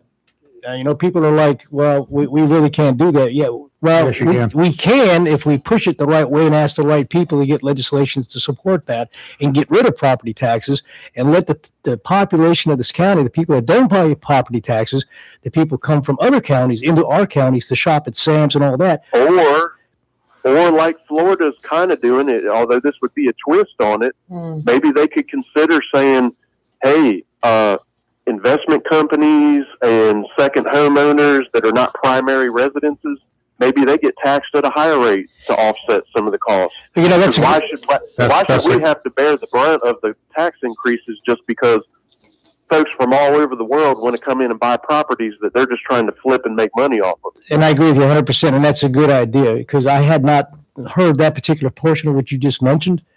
And that hadn't crossed my mind, but I'm glad you brought that up because now I made a note of it and I'm going to bring that up in the budget workshop and we're going to talk about that. So I appreciate that very much, seriously. But I feel your pain. I feel your pain. I really do. My property taxes increased. My daughter just bought a home. Okay. So my daughter just bought a home and she had a notice in the mail that her property taxes have increased tremendously and to the point where she can't afford her mortgage. And to me, that's wrong. Yeah. She just bought a house based on the property tax value of last year. And now that reval came around and it gave her an estimate of her property taxes. Now she's going to be struggling with her mortgage. And that, to me, that's personal. That's my daughter. And that's the biggest problem. That's the biggest problem I have with everything getting tied to property tax, because if you're relying on everything being tied to property tax and those property taxes keep going up, I always worry about the guy that suddenly gets unemployed or the widow that she's living on Social Security. Exactly. But then for some reason she can't afford to pay, her daily living costs, especially, and it's not just the property taxes. You look at the utilities. Yeah, exactly. Progress is raising rates by 20%. And that's the problem. And that's the problem and then you sit there and look across the board at all the inflation and all the stuff that's going up. And then you get some of them folks that say, I can't even afford property taxes. They shouldn't be forced in a situation where they lose their primary home that they already paid for. Absolutely. It might be bought and paid off because they can't pay property taxes. That's why I say it's got to shift to something else as a source so that folks in a bad situation don't just lose their home over $100 in unpaid property taxes. And that's my point exactly, because as the property taxes and the revaluations increase, there are people they get retirement, for example. Okay, they have an annuity, a monthly annuity, and the cost of living checks that you have or raises that you get every year don't compensate for the increase and stuff like that. And we have to take care of these individuals because, like, I'm 65 years old. I'm retired. I have an annuity. Okay. I have a monthly annuity. That's not enough for me. So I have to work. I have to continue working another job, to maintain and to have a decent living. So I get it. When your income is fixed and the property values keep going up and the property taxes keep going up, that's an injustice to those people, especially the Social Security recipients, the retired veteran, disabled veterans, and it's pathetic. And that's why we have to find an alternative way and to leave these people alone because some of them can't afford it. Just because they bought a house 25 years ago, paid it off, and now we keep increasing their property value, and they're set on a fixed income for the last 10 years. It's totally unfair, and I totally Yeah, understand. and furthermore, it's like, why is it fair for them? So, say for instance, you got some old widow somewhere, and then suddenly she has to keep getting her property taxes raised to help build new schools for folks she don't have nothing to do with. Folks want to move from all over the world into town, and they got money to move in, and then suddenly she's forced to offset the cost to pay for their kids and their schools, like other people's kids and other people's schools. Yeah, keep listening. I got a suggestion for that. Okay. But I appreciate your call, man. I Good appreciate stuff. your Thank you. Yeah, thank you. I appreciate y'all. Thank you, man. All right. I got 2 points. One is he's got a great point there about homes that are whatever, and new people moving in. First, we know that new people moving in, they're going to pay taxes on their property, right? Right. They're going to pay taxes there. But are they paying enough taxes to offset the expenses of building new schools? There's got to be a school built every year because of new people coming in. Is that about the average, Robin? Is that the Something way like you're that. looking at? Okay. So why not, for all of these developers who are developing all of these communities, that you go ahead and assess them a certain fee, period, bottom line. Well, we've Because already they're going to have to be tapped onto on WASA. They're going to have to do this, and the county is going to have to put up schools. You got to build schools for them, we already dedicated 3 cents. I think. but that's from regular property tax, right? That's right. We already Why assessed not it. assess them Well, let me finish. extra money? That's the 3 cents that we've assessed is that we're trying to compensate that to keep the programs that we have now. And maybe in the future, during this budget session, we look into that. Okay, but you're not assessing them new property now, right? We're not assessing them when they come in Yeah. automatically, no. So for 3 years or whatever, they need to pay enough to offset the expenses of building new schools. That would be just one thing. That would be one way to raise some money, right? That the rest of us are not responsible for them coming to Onslow County to enjoy Onslow County. At my expense? No. I would just say that no more new people. If you do that, if I've got to pay more because of new people coming in, no, I don't want to do that. I understand completely, yeah. So that's not fair. So, Robin, with this new reevaluation, and then we have to, it's Mabuhay, and then property tax will increase, but you said right now y'all be having budget sessions where you'll be discussing the tax rate. Mhm. Once you pick a tax rate, when does that become effective? The tax rate will probably, if I understand this correctly, it'll be beginning of next year. Right. Okay. Because we're not going to assess the new rate immediately. Mhm. Okay. All right, we're going to have a couple of calls. Who's the second? one? Because This is, you got people that can repeal, Shoshone Mabuhay. I'm sorry. the people that can appeal right Yeah, now. just They call got a twice six- then. They got a 6-month time frame. Right. All right, Mabuhay, let's see if we can hear you. Hello? Well, I'm not getting him if you're talking. Don't know where you are. Okay, you there? It's that ghost. Sounds just like the ghost. Mabuhay, you there? Yep, I'm here. Okay, gotcha. We got some little noise on this line, but go ahead. Oh, it sounds a little muffled, but Okay, yeah, we got a problem. Why don't you call right back? We'll get you on the other line. sounds good. Thank you. I don't know what's wrong with that line, but it is what it Yeah. is. Yeah. Okay, what else? Come on. Yeah, real quick while Robin's here, because I know he's got to go in a few minutes, and I know that he wanted to, him and I discussed this the other day, because I called him. The election and the election turnout. Mhm. So as soon as we take Mabuhai's And call, Mabuhai's I want waiting. to get your take on that, Robin. Hey, Mabuhai, let's try this line. Do you get it? Oh yeah, sounds much better. Yes, All I right, don't I got listen it. to. Got a statement and then a question, if that's all right. All Shoot. right. All right. Due to the increased amount of electric, the cost of electric and the county taxes, a T-shirt now costs $1,000. Okay. All right. So here's the question. So with, we asked the other, person, that came on a few weeks ago. I'm going to ask here. So what is the county doing specifically to keep the funds and amount raised and contracts and things like that local to our local businesses and local communities to keep the money local, and especially tax money, to support our small businesses and businesses locally to win and award those contracts? Well, if I'm hearing you correctly, you're talking about hiring local contractors, et cetera. And so we make every effort, and believe me, when we have these budget sessions, we're talking about projects and we're talking about constructions. We look at our local individuals first and our local companies, because we want to try to keep the business here if we can. At the same time, we're also being objective across the board to see who gives us the fair market value, who does, who's reasonable within our budget as far as the county's concerned. We look at the costs, but we do everything we can during the budget sessions to keep things local, because I believe in the businesses within Onslow County and keeping all of that within our county. They're going to be some, wonderful. yeah, there's going to be some specialty operations, no doubt about it, that we don't have anybody that can do them. Yeah, that's typical. I mean, there's certain things that you want are, to build a battleship, you're not going to get locals to do it. but we do everything we can to keep it local. And I know that because we have, some of us have been here. I've been here over 30 years. Some people are born and raised here, like Tim Foster. So we try to do everything local. We try to give the businesses to companies that are within Onslow County or based out of Onslow County that can provide the service that we were requesting.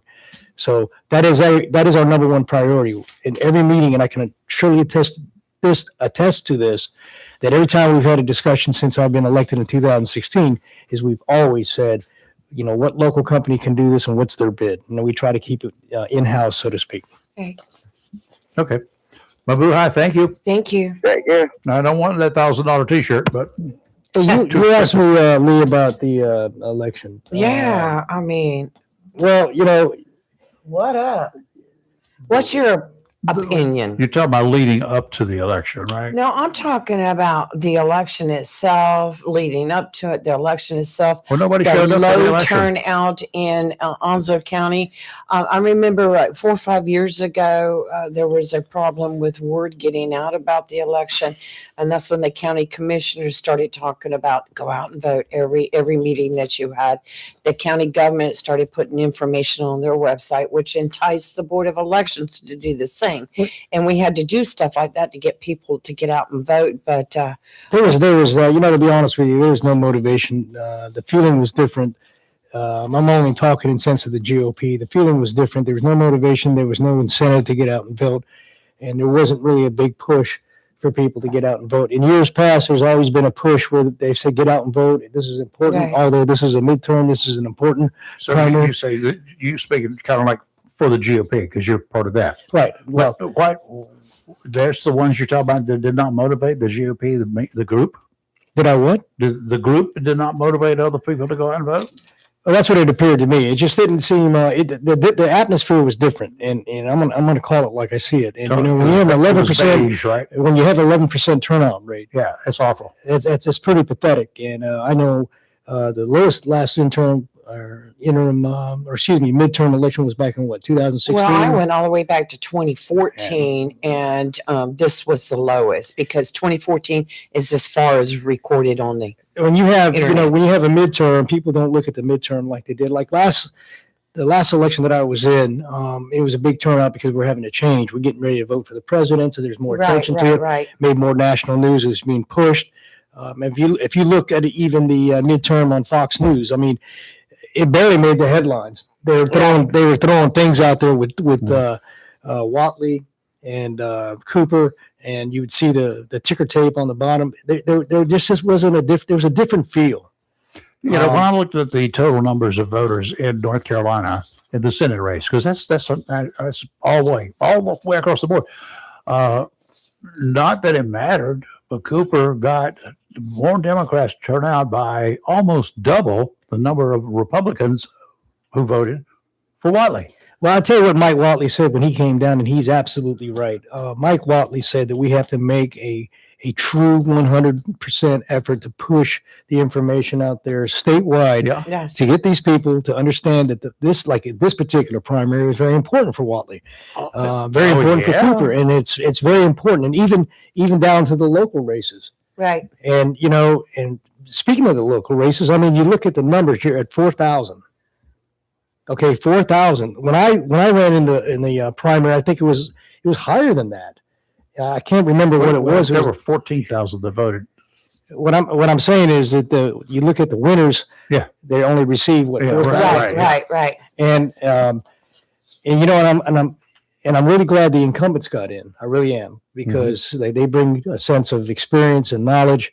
One of them is our chairman, and I'm glad to see that he finished on top. I'm the vice chairman. I've worked with him for the last 3 to 4 years as his vice chair, and I can tell you honestly that the two top vote getters there, their hearts in Onslow County, and they're doing everything they can to make it a better place. And I'm going to get back on what I said, because it really bothers me, that they unfairly and unjustly got ridiculed all through media. Mhm. It's Socialist media. and I'm just gonna. Well, you're right, and I'm gonna talk about that, because Right. people make they make judgments, they throw innuendos out there, they do everything they can to promote their rhetoric, whatever it might be, or their can. I actually saw a Republican pamphlet at a voting booth Mm-hmm. that had their own candidates on a primary, and had their own candidates, and we had Their six. choices. We had right. 6 candidates, and they had their choices. They were passing that out at the polls, which I think is wrong. You're a GOP member, Mhm. and if you're doing it for the GOP or whatever, then you need to back all the candidates and not show favoritism whatsoever. You haven't seen me come on Facebook and promote anybody during the primary. I waited till after the primary. So now I can tell you, as an elected official, I'm very happy at the results of our election. We got our 2 incumbents in. We've got Whitney Cantrell, who seems to be very, She's a very nice local girl too. Mhm. Yep, and she seems very concerned, and I'm glad. In fact, I predicted that it would be Tim, Royce, and Whitney Yeah, winning me the too. election. So I'm glad to see them. And then we have one other that used to be a commissioner. Well, I'll just say it right now, I don't think he deserved to be on the ballot. Period, because we've had issues with him, and that's just my take on it. I can tell you the commissioners are very happy that the top 2 our incumbents made it. Because right now we don't need someone to come in and be divisive on our board. Mhm. We have a lot of various opinions on our board. We disagree with each other. I've disagreed with Tim Foster. I've disagreed with Royce. I've disagreed with John Davis, all of them. We talk it out. But I will tell you this right now, and I hate to see Lisa Carpenter go, because Lisa Carpenter Yeah. brought some common sense to the board and a calmness, which I really appreciate, and she's very perceptive. But right now, we don't need any divisiveness on the board. We need the people that are elected right now. Hopefully, they'll get through the general election. And our board right now is the most cohesive and unified board that I have seen in years. And I'm not saying that to blow smoke. I'm saying that because it's the truth. Mhm. We get some closed meetings and we go after each other. We disagree. We do. We disagree. I mean, to the point where Fly on the wall. we're yelling at each other. We're talking, because that's the way it's supposed to be. We're not all supposed to be bobbleheads and agree with everything that's being said. But suffice it to say, the board right now is the strongest I've ever seen it, and we've got 7 commissioners on that board. I can honestly tell you that are concerned with Onslow County. They're very concerned with the tax revow, and they're very concerned about the budget. And if I had my way, I'd keep this board the same for the next 4 years. But that's not the cycle, and we're lucky. We're lucky to get our 2 incumbents back, and I look forward to working with Whitney Cantrell. She seemed to be very receptive and very inquisitive, Yep. and I She's think fast. She's gonna think it's do a good look. job. Yeah, I think she will. So, but that's my take on it, and it's a little frustrating for me because, I don't use, like you said, socialist media, because some of the stuff that I see on social media, It's especially the ridiculous. targeting of sitting commissioners, I saw stuff like we're going to get you unelected. You're raising my taxes. Yep. They get approached at the poll. Hey, you're raising my taxes. and they don't stop to think. We just had a reval. We haven't even changed the tax rate. We don't raise your taxes because we only work with the tax rate based upon the reevaluation. And I'm like, you're being accused of, it's like being accused of murder.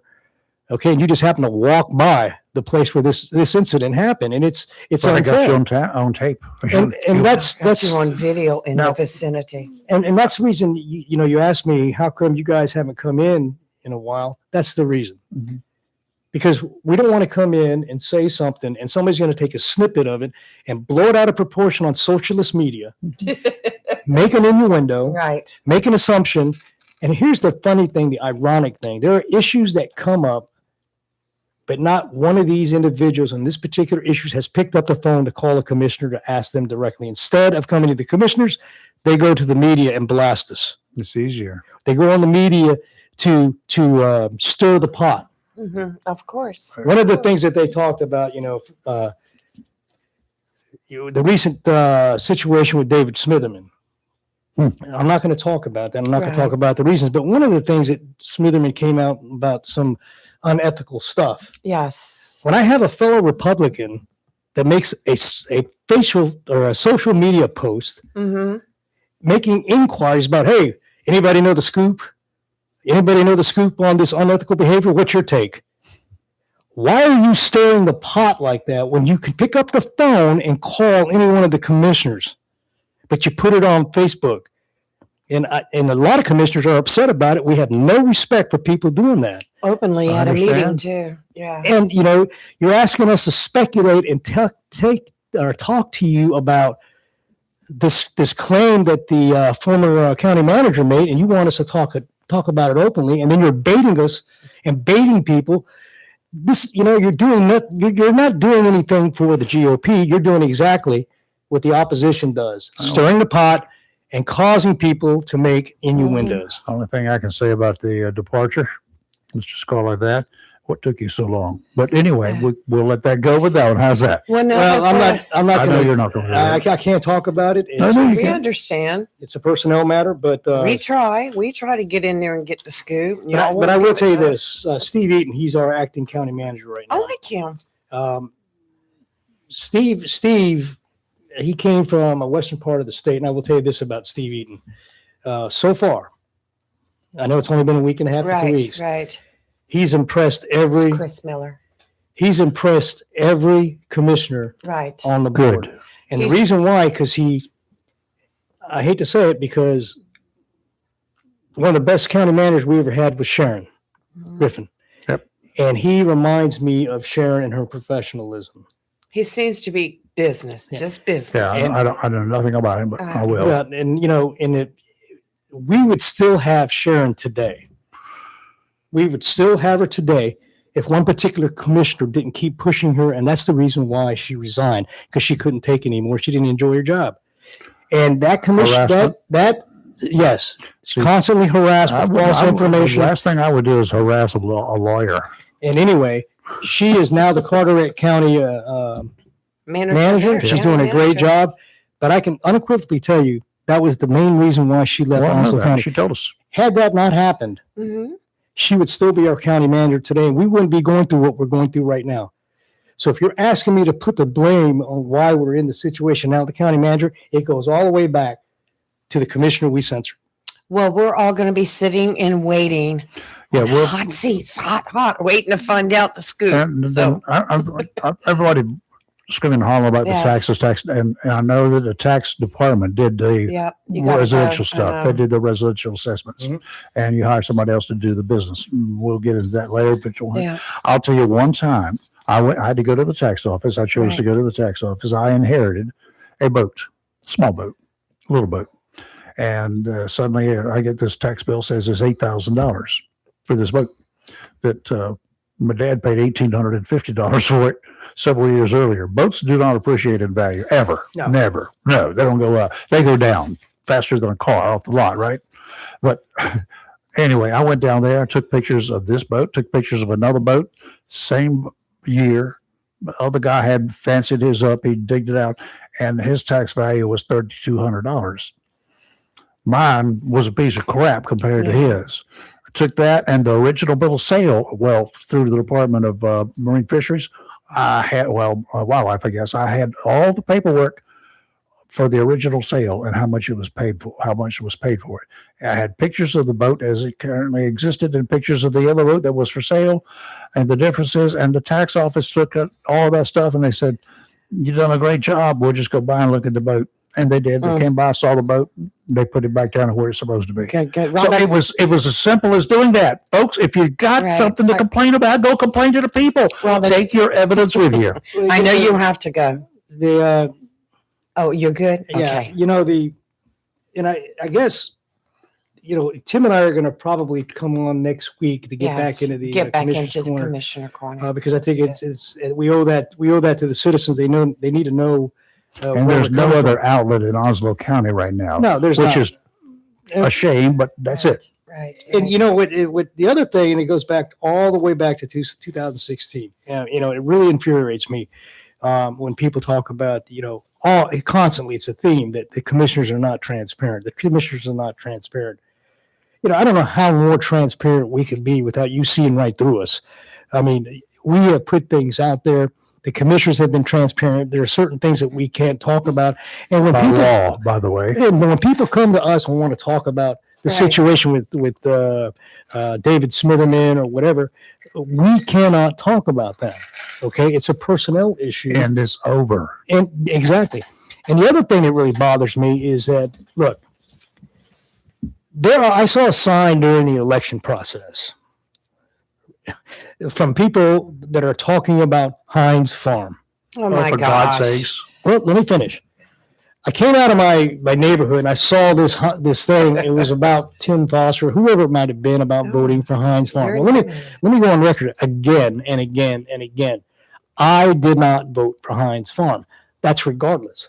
The majority of my board voted for Heinz Farm. I did not vote for the swimming pool. The majority of my board did.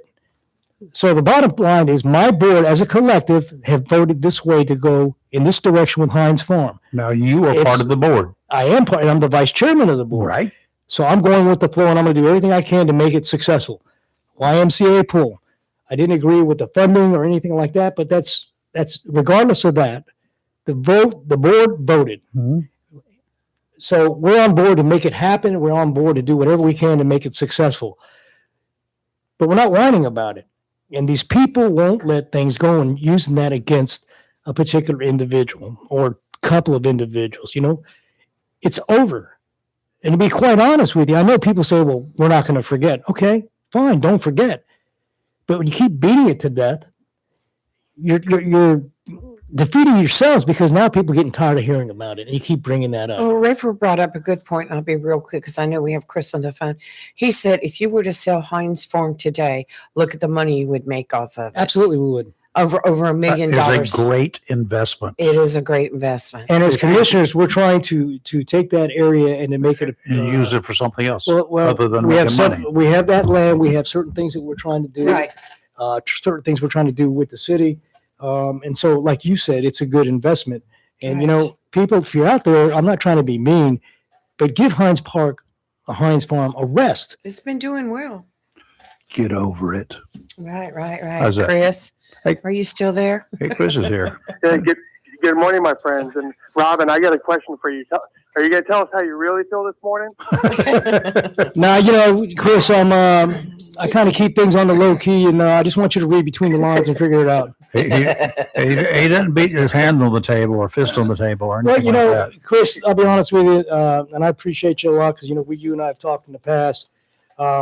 You know, like I told the commissioners, it's about time the commissioners quit sitting on their hands, because we're citizens too. We start voicing our opinion and how we feel so people can see it. Because, you know, when you don't say anything and You don't are say- nothing. you know, you don't say Right. anything and you're not willing to stand up for what you believe in or what you think is right.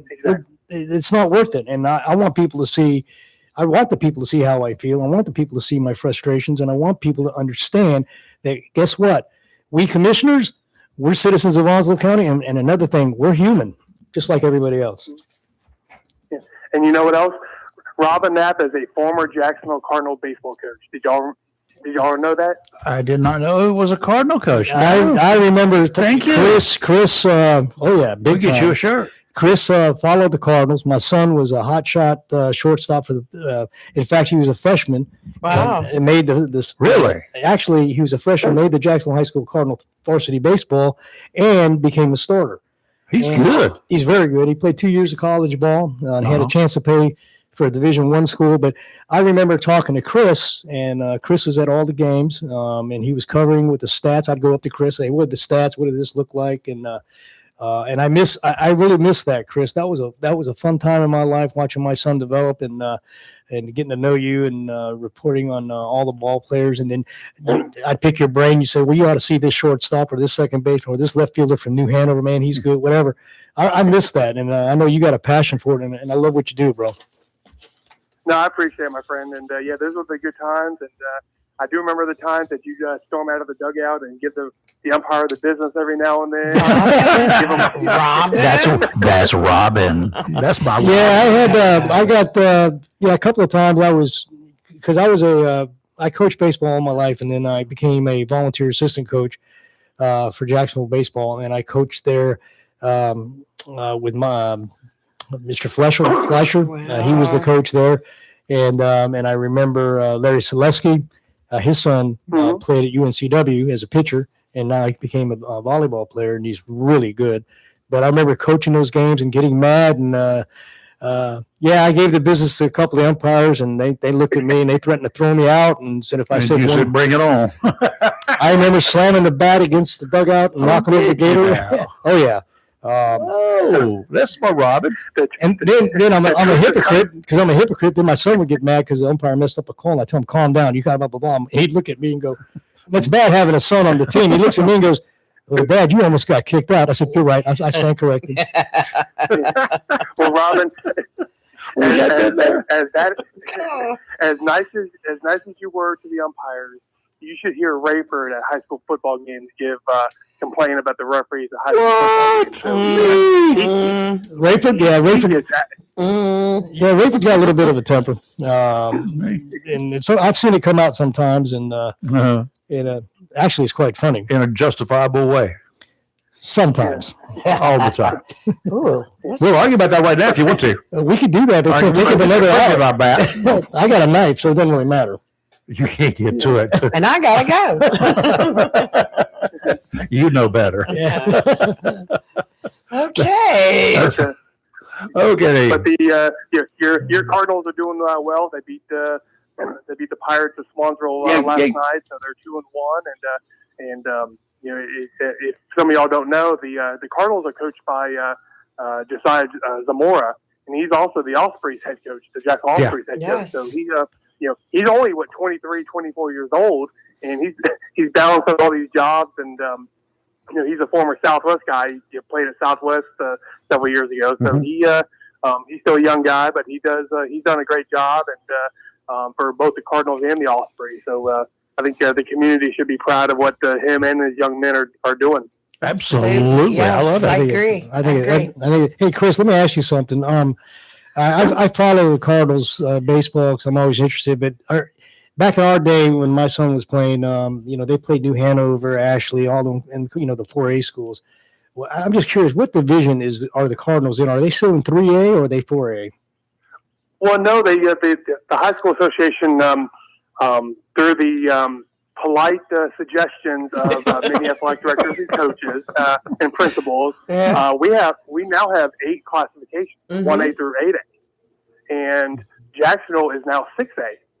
So they are, the third largest classification. So they're a 6A classification, and so but they're still in the conference with some of the Greenville schools. Jeez. White Oak is in their conference as well, but they're in the school with New Bern and Havelock, conference with New Bern and Havelock, and J.H. Rose and D.H. Conley, and of course you know this as well as anybody. Those Greenville schools, they love their baseball, don't they? I tell you what, they just went up to the show, man. They're up with the big boys. Mm-hmm. I mean, I thought, back in the day when we went to Ashley and New Hanover and Hoggard, specifically Hoggard, I knew the coach there, and he loved my son. He wanted him to move. He wanted us to move to Wilmington. We couldn't, but anyway. And back then those 4A schools were a big rival. That those were the teams to beat. And if we beat one, because we were still kind of classified as 3A, but now I didn't realize that we are now 6A. That is huge. Yeah. So it's these schools continue to grow. I mean, Dixon is a 5A school, and White Oak is 6A. Northside, Northside's a 5A. So Oslo County's moving. Oslo County's moving and growing, and I do have one suggestion as far as sports. Is there any way we can get some sort of basketball game between the county commissioners and the city council members? I think that would be a good goal. Wait a minute now. Okay. Basketball? Yes. Why not? With Robin? Dude, I can play some ball. Rayford, don't do it. I can play some ball, Rayford. Rayford, don't do it. Don't do what? Yeah, talking about lowering the basket. Don't do it. I didn't say anything about that. Hey, Chris, I think that's a great challenge. Because we got double D dare you. And you forgot we have Tim Foster. I know that. Tim. And Tim can still shoot it. That's right. And I know I'm 5 foot nothing, but I can drive to the board now. Oh, well, you can slide under and I can the shoot legs. them. I can shoot them threes. No, you just grab it. Tim can lift them, and you can dunk it. Are there rules against that? I think that's a great idea, Chris. We ought to bring it up and challenge them. Yes. I did. I double D dare y'all to do and that. Chris can be the ref. Absolutely. I would have it no other way. Yep. Yeah. And you put a friendly wager, nothing serious, like the loser has to buy the winning team a pack of soda or something like that. Just something a friendly wager or something like that. And I think Alan Covey should be the coach for Jacksonville City Council. Yeah. I think we should put the wager is that whoever wins buys the other one a bottle of Geritol or something like that. Cane, Geritol. But I mean, vitamins. But the one person that we do not want at that basketball game is Commissioner Roy Bennett, because he wants to jinx everybody. He'll never hear the end of that. Robin, did you hear that story? No, I didn't. Oh yeah. Tell it, Chris. So, one of the Jacksonville Osprey baseball games this past summer, they were up pretty good. They were up like 6 or 7 runs in the 8th inning, and so credit Royce, because he's always going to those Osprey games. He's a big supporter of the baseball team, and but they were up by 6 or 7 runs in the 8th inning, and he starts packing his chair, and he goes, "Well, I think the Ospreys got this game in the bag. I'm gonna go home." And so he leaves, and then they end up giving up 8 runs at the top of the 9th, and they end up losing. And so we give him a hard time for jinxing the Ospreys. Yes. I'm glad you said something, because I first met Royce way back in the day. I was coaching his son, Brandon, who's our catcher for Jacksonville High School. Small world around here. Who went on to become, I think, the manager for the Atlanta Braves minor league team. Wow. I'm gonna have to. So I've never heard that story. I'm gonna make sure I rub that in the Royce's I face. guarantee you. Oh, we bring it up occasionally. So he jinxed the Ospreys, huh? Yeah. And Chris, he's right there on it too. Man, that just memories, man. I still remember his son, man, catching. His son had a lot of heart, and he just cracked me up. It's just some of the comments that he made behind the plate, and he made the comments to the batters, and I could hear him from the dugout, and I just started laughing because he had no shame. But he did it in such a nice way. He'd make smart aleck comments, but that were funny, and I just love the kid. He was a great ball player. Good. I think Nice. Three Stooges one time, they were at a baseball game, and every time the batter would come up, one of the guys would get out there because it got real quiet. Watch him miss it. And that came, and it really started getting on the batter's nerves. Mm. And they were striking out a lot. It was just kind of funny. Well, I tell you, I still remember a game. I don't know what was said, but I think we were playing Hoggard, or maybe it was New Hanover. I can't remember. And Brandon was behind the plate, and it was the second or third inning, and the batter was taking his warm-up swings, and Brandon said, I couldn't hear the exchange. he said something. The batter looked down at Brandon, and I remember him looking down at him and did something with his bat. And I thought they were going to get in a fight. I thought, oh, I'm going to have to go break this up. And then Brandon said something else, and the batter got in the batter box and had to call a timeout and step out because he was laughing so hard. Oh my God. And Brandon was laughing. So I don't know what I don't to this day I don't know what was said, but Oh my man, gosh. that's the kind of person he was. That He was a would great be kid. me. I love it. I love it. That is awesome. All right. Robin, thanks for taking some time to come in this morning. Yeah. So we're not nearly as bad as, Tim says we are. Who? Yeah, Mr. Foster. No, He always man. talks good about us. You know, Tim. I saw him at the polls the other day, so we had a good time. I tell Chris, you- before we go real quick, I'm sorry, Rob. Is there anything else you want to add? I mean, I don't want to hold you up. He may have just hung up. I heard that click. Hello, Chris. See? Okay. Well, okay. Yeah. Yeah, Thank you, Chris. Like I said, I just want to one more time reiterate and congratulations to Tim Foster, Royce Bennett, and Right. Whitney Cantrell.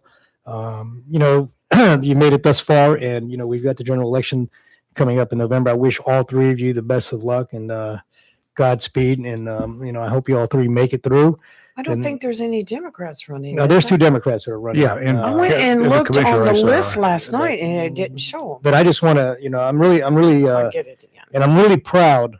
I'm really proud, and I can say this not only as a commissioner but as a friend. Mhm. Good, close personal friends with Mr. Foster. I'm really proud of Tim for not saying anything, for standing his ground. Believe me, the comments bothered him. Oh, I know they do. No, they did. Right. Yeah. When you have a good friend and you talk to him daily, because I talk to Tim, believe it or not, 2 or 3 times every day. Mhm. I talking about this issue or what we're going to do. I talk to Paul just as frequently as too. And some days, they'll go 3 or 4 days, but we're always in constant communication. But I can see, because Tim really cares for this county, and I can see that it really bothered him. These people were coming up to him and saying, "You raised my taxes. I'm not going to vote for you." Blah blah blah blah. And but Tim stood fast, and they did it to Royce as well. And I felt really bad for these guys because there are issues that we may disagree on, but nobody deserves to be falsely accused like that. And so my hat's off to them. I hope you guys win. Now I can say it. I'm supporting all 3 of them. Yep. With 100% of my backing because they're going to the general. And if you're listening out there, this is early. Vote Tim, vote Royce Bennett, and vote Whitney Control for Oslo County Commissioners in November. We're going to have to keep talking about the Oh, we upcoming are. election Oh, so yeah. people will come out of their houses and vote. Yeah, well, that's the biggest thing. And I preach it all the time. Get Well, out and we've vote. I don't care talked how you about vote. it. Vote. Well, And vote. I tell you what, though, I heard something too. I know there are some people that did not vote. A lot of people did not Yeah, vote. well, and I'm not faulting them because some of them are disenchanted. Some of them couldn't make up their mind. Some of them felt bad. They had their own particular reasons, and I get Right. that. I get that, and I understand that, and I respect that. That's their right. They don't have to vote. Mhm. But my comments are more directed at the people that are mouthing off on socialist Yep. media that said, "I'm going to vote you out." These are the people that are making false accusations against some of the commissioners, but yet they don't show up at the polls. That's what I have a problem. But on that note, I appreciate it, guys. We'll be here next week with Tim and I. Thank you. Yes, that'd be And, great. we'll have Commissioner's Corner. Yeah, get the We- commissioner's We'll get her corner. done. Well, thank you, guys. Right. Appreciate it. Be safe out there. Thank you. Wow. Good show. Good show. A really good Yes. show. And we've got, we're over time, but I don't care.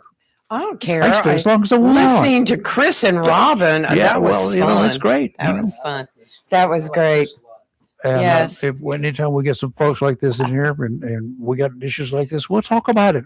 We'll let you talk about it too. About coming here, I get to miss my Monday morning meeting or every morning meeting. Oh, good. Well, we're glad we were able to spare you. I was worried because you Shall I kept write you looking an at your watch, excuse? and I was like, Robin's got to go. I could write an excuse for you like they did in school, Right. You were tardy. Mhm. He's late getting to work. He's missing a Right, morning right. meeting. No, No, we're We're going. still on. We're still up. Okay. bye. Today is Friday. We will be here tomorrow and Sunday Yeah, unless that's right. Nice something weekend. happens. Mhm. It's going to be a beautiful weekend, so it's going to be great for you folks to get out there. Right. and enjoy it. And just be careful if you go on the water. Be careful if you're driving to go Absolutely. to your Yes. boat to get on the water. Yes, please be careful. Yeah, it's out there. Yes. Okay, we will see you on Monday morning. I have no idea who's going to be here, but we'll be here. We'll be here. We'll go from there. Meanwhile, you are live, you are local, and we are Real Talk That's right. right here on our Facebook page and on YouTube. Thank you to both of those outlets. And well, at least we're not the socialist media group. No, we try to put positive things. Well, we put the on facts, our Jack. page. Right. Facts, Just Jack. the facts. Now, I'll have opinions, but that's just the way it goes. Right. And we'll see you Monday morning. Have a great weekend. Right. See you at 7 o'clock on Monday. Remember, 7 a.m. Monday is going to be 6 a.m. 6 Monday. a.m. What would have been today's time. last week. So for the next 2 days, you should go ahead and get yourselves out of bed an hour earlier than you normally do, just for giggles. So you'll get used to getting up on Monday morning early. Well, Set your clocks forward. I These- do it today, so this you'll be past 2 weeks, it's been light when I came in the morning here. That's over. Now it's over again. All right. It's dark. We'll see you Monday. Have a great day. Bye.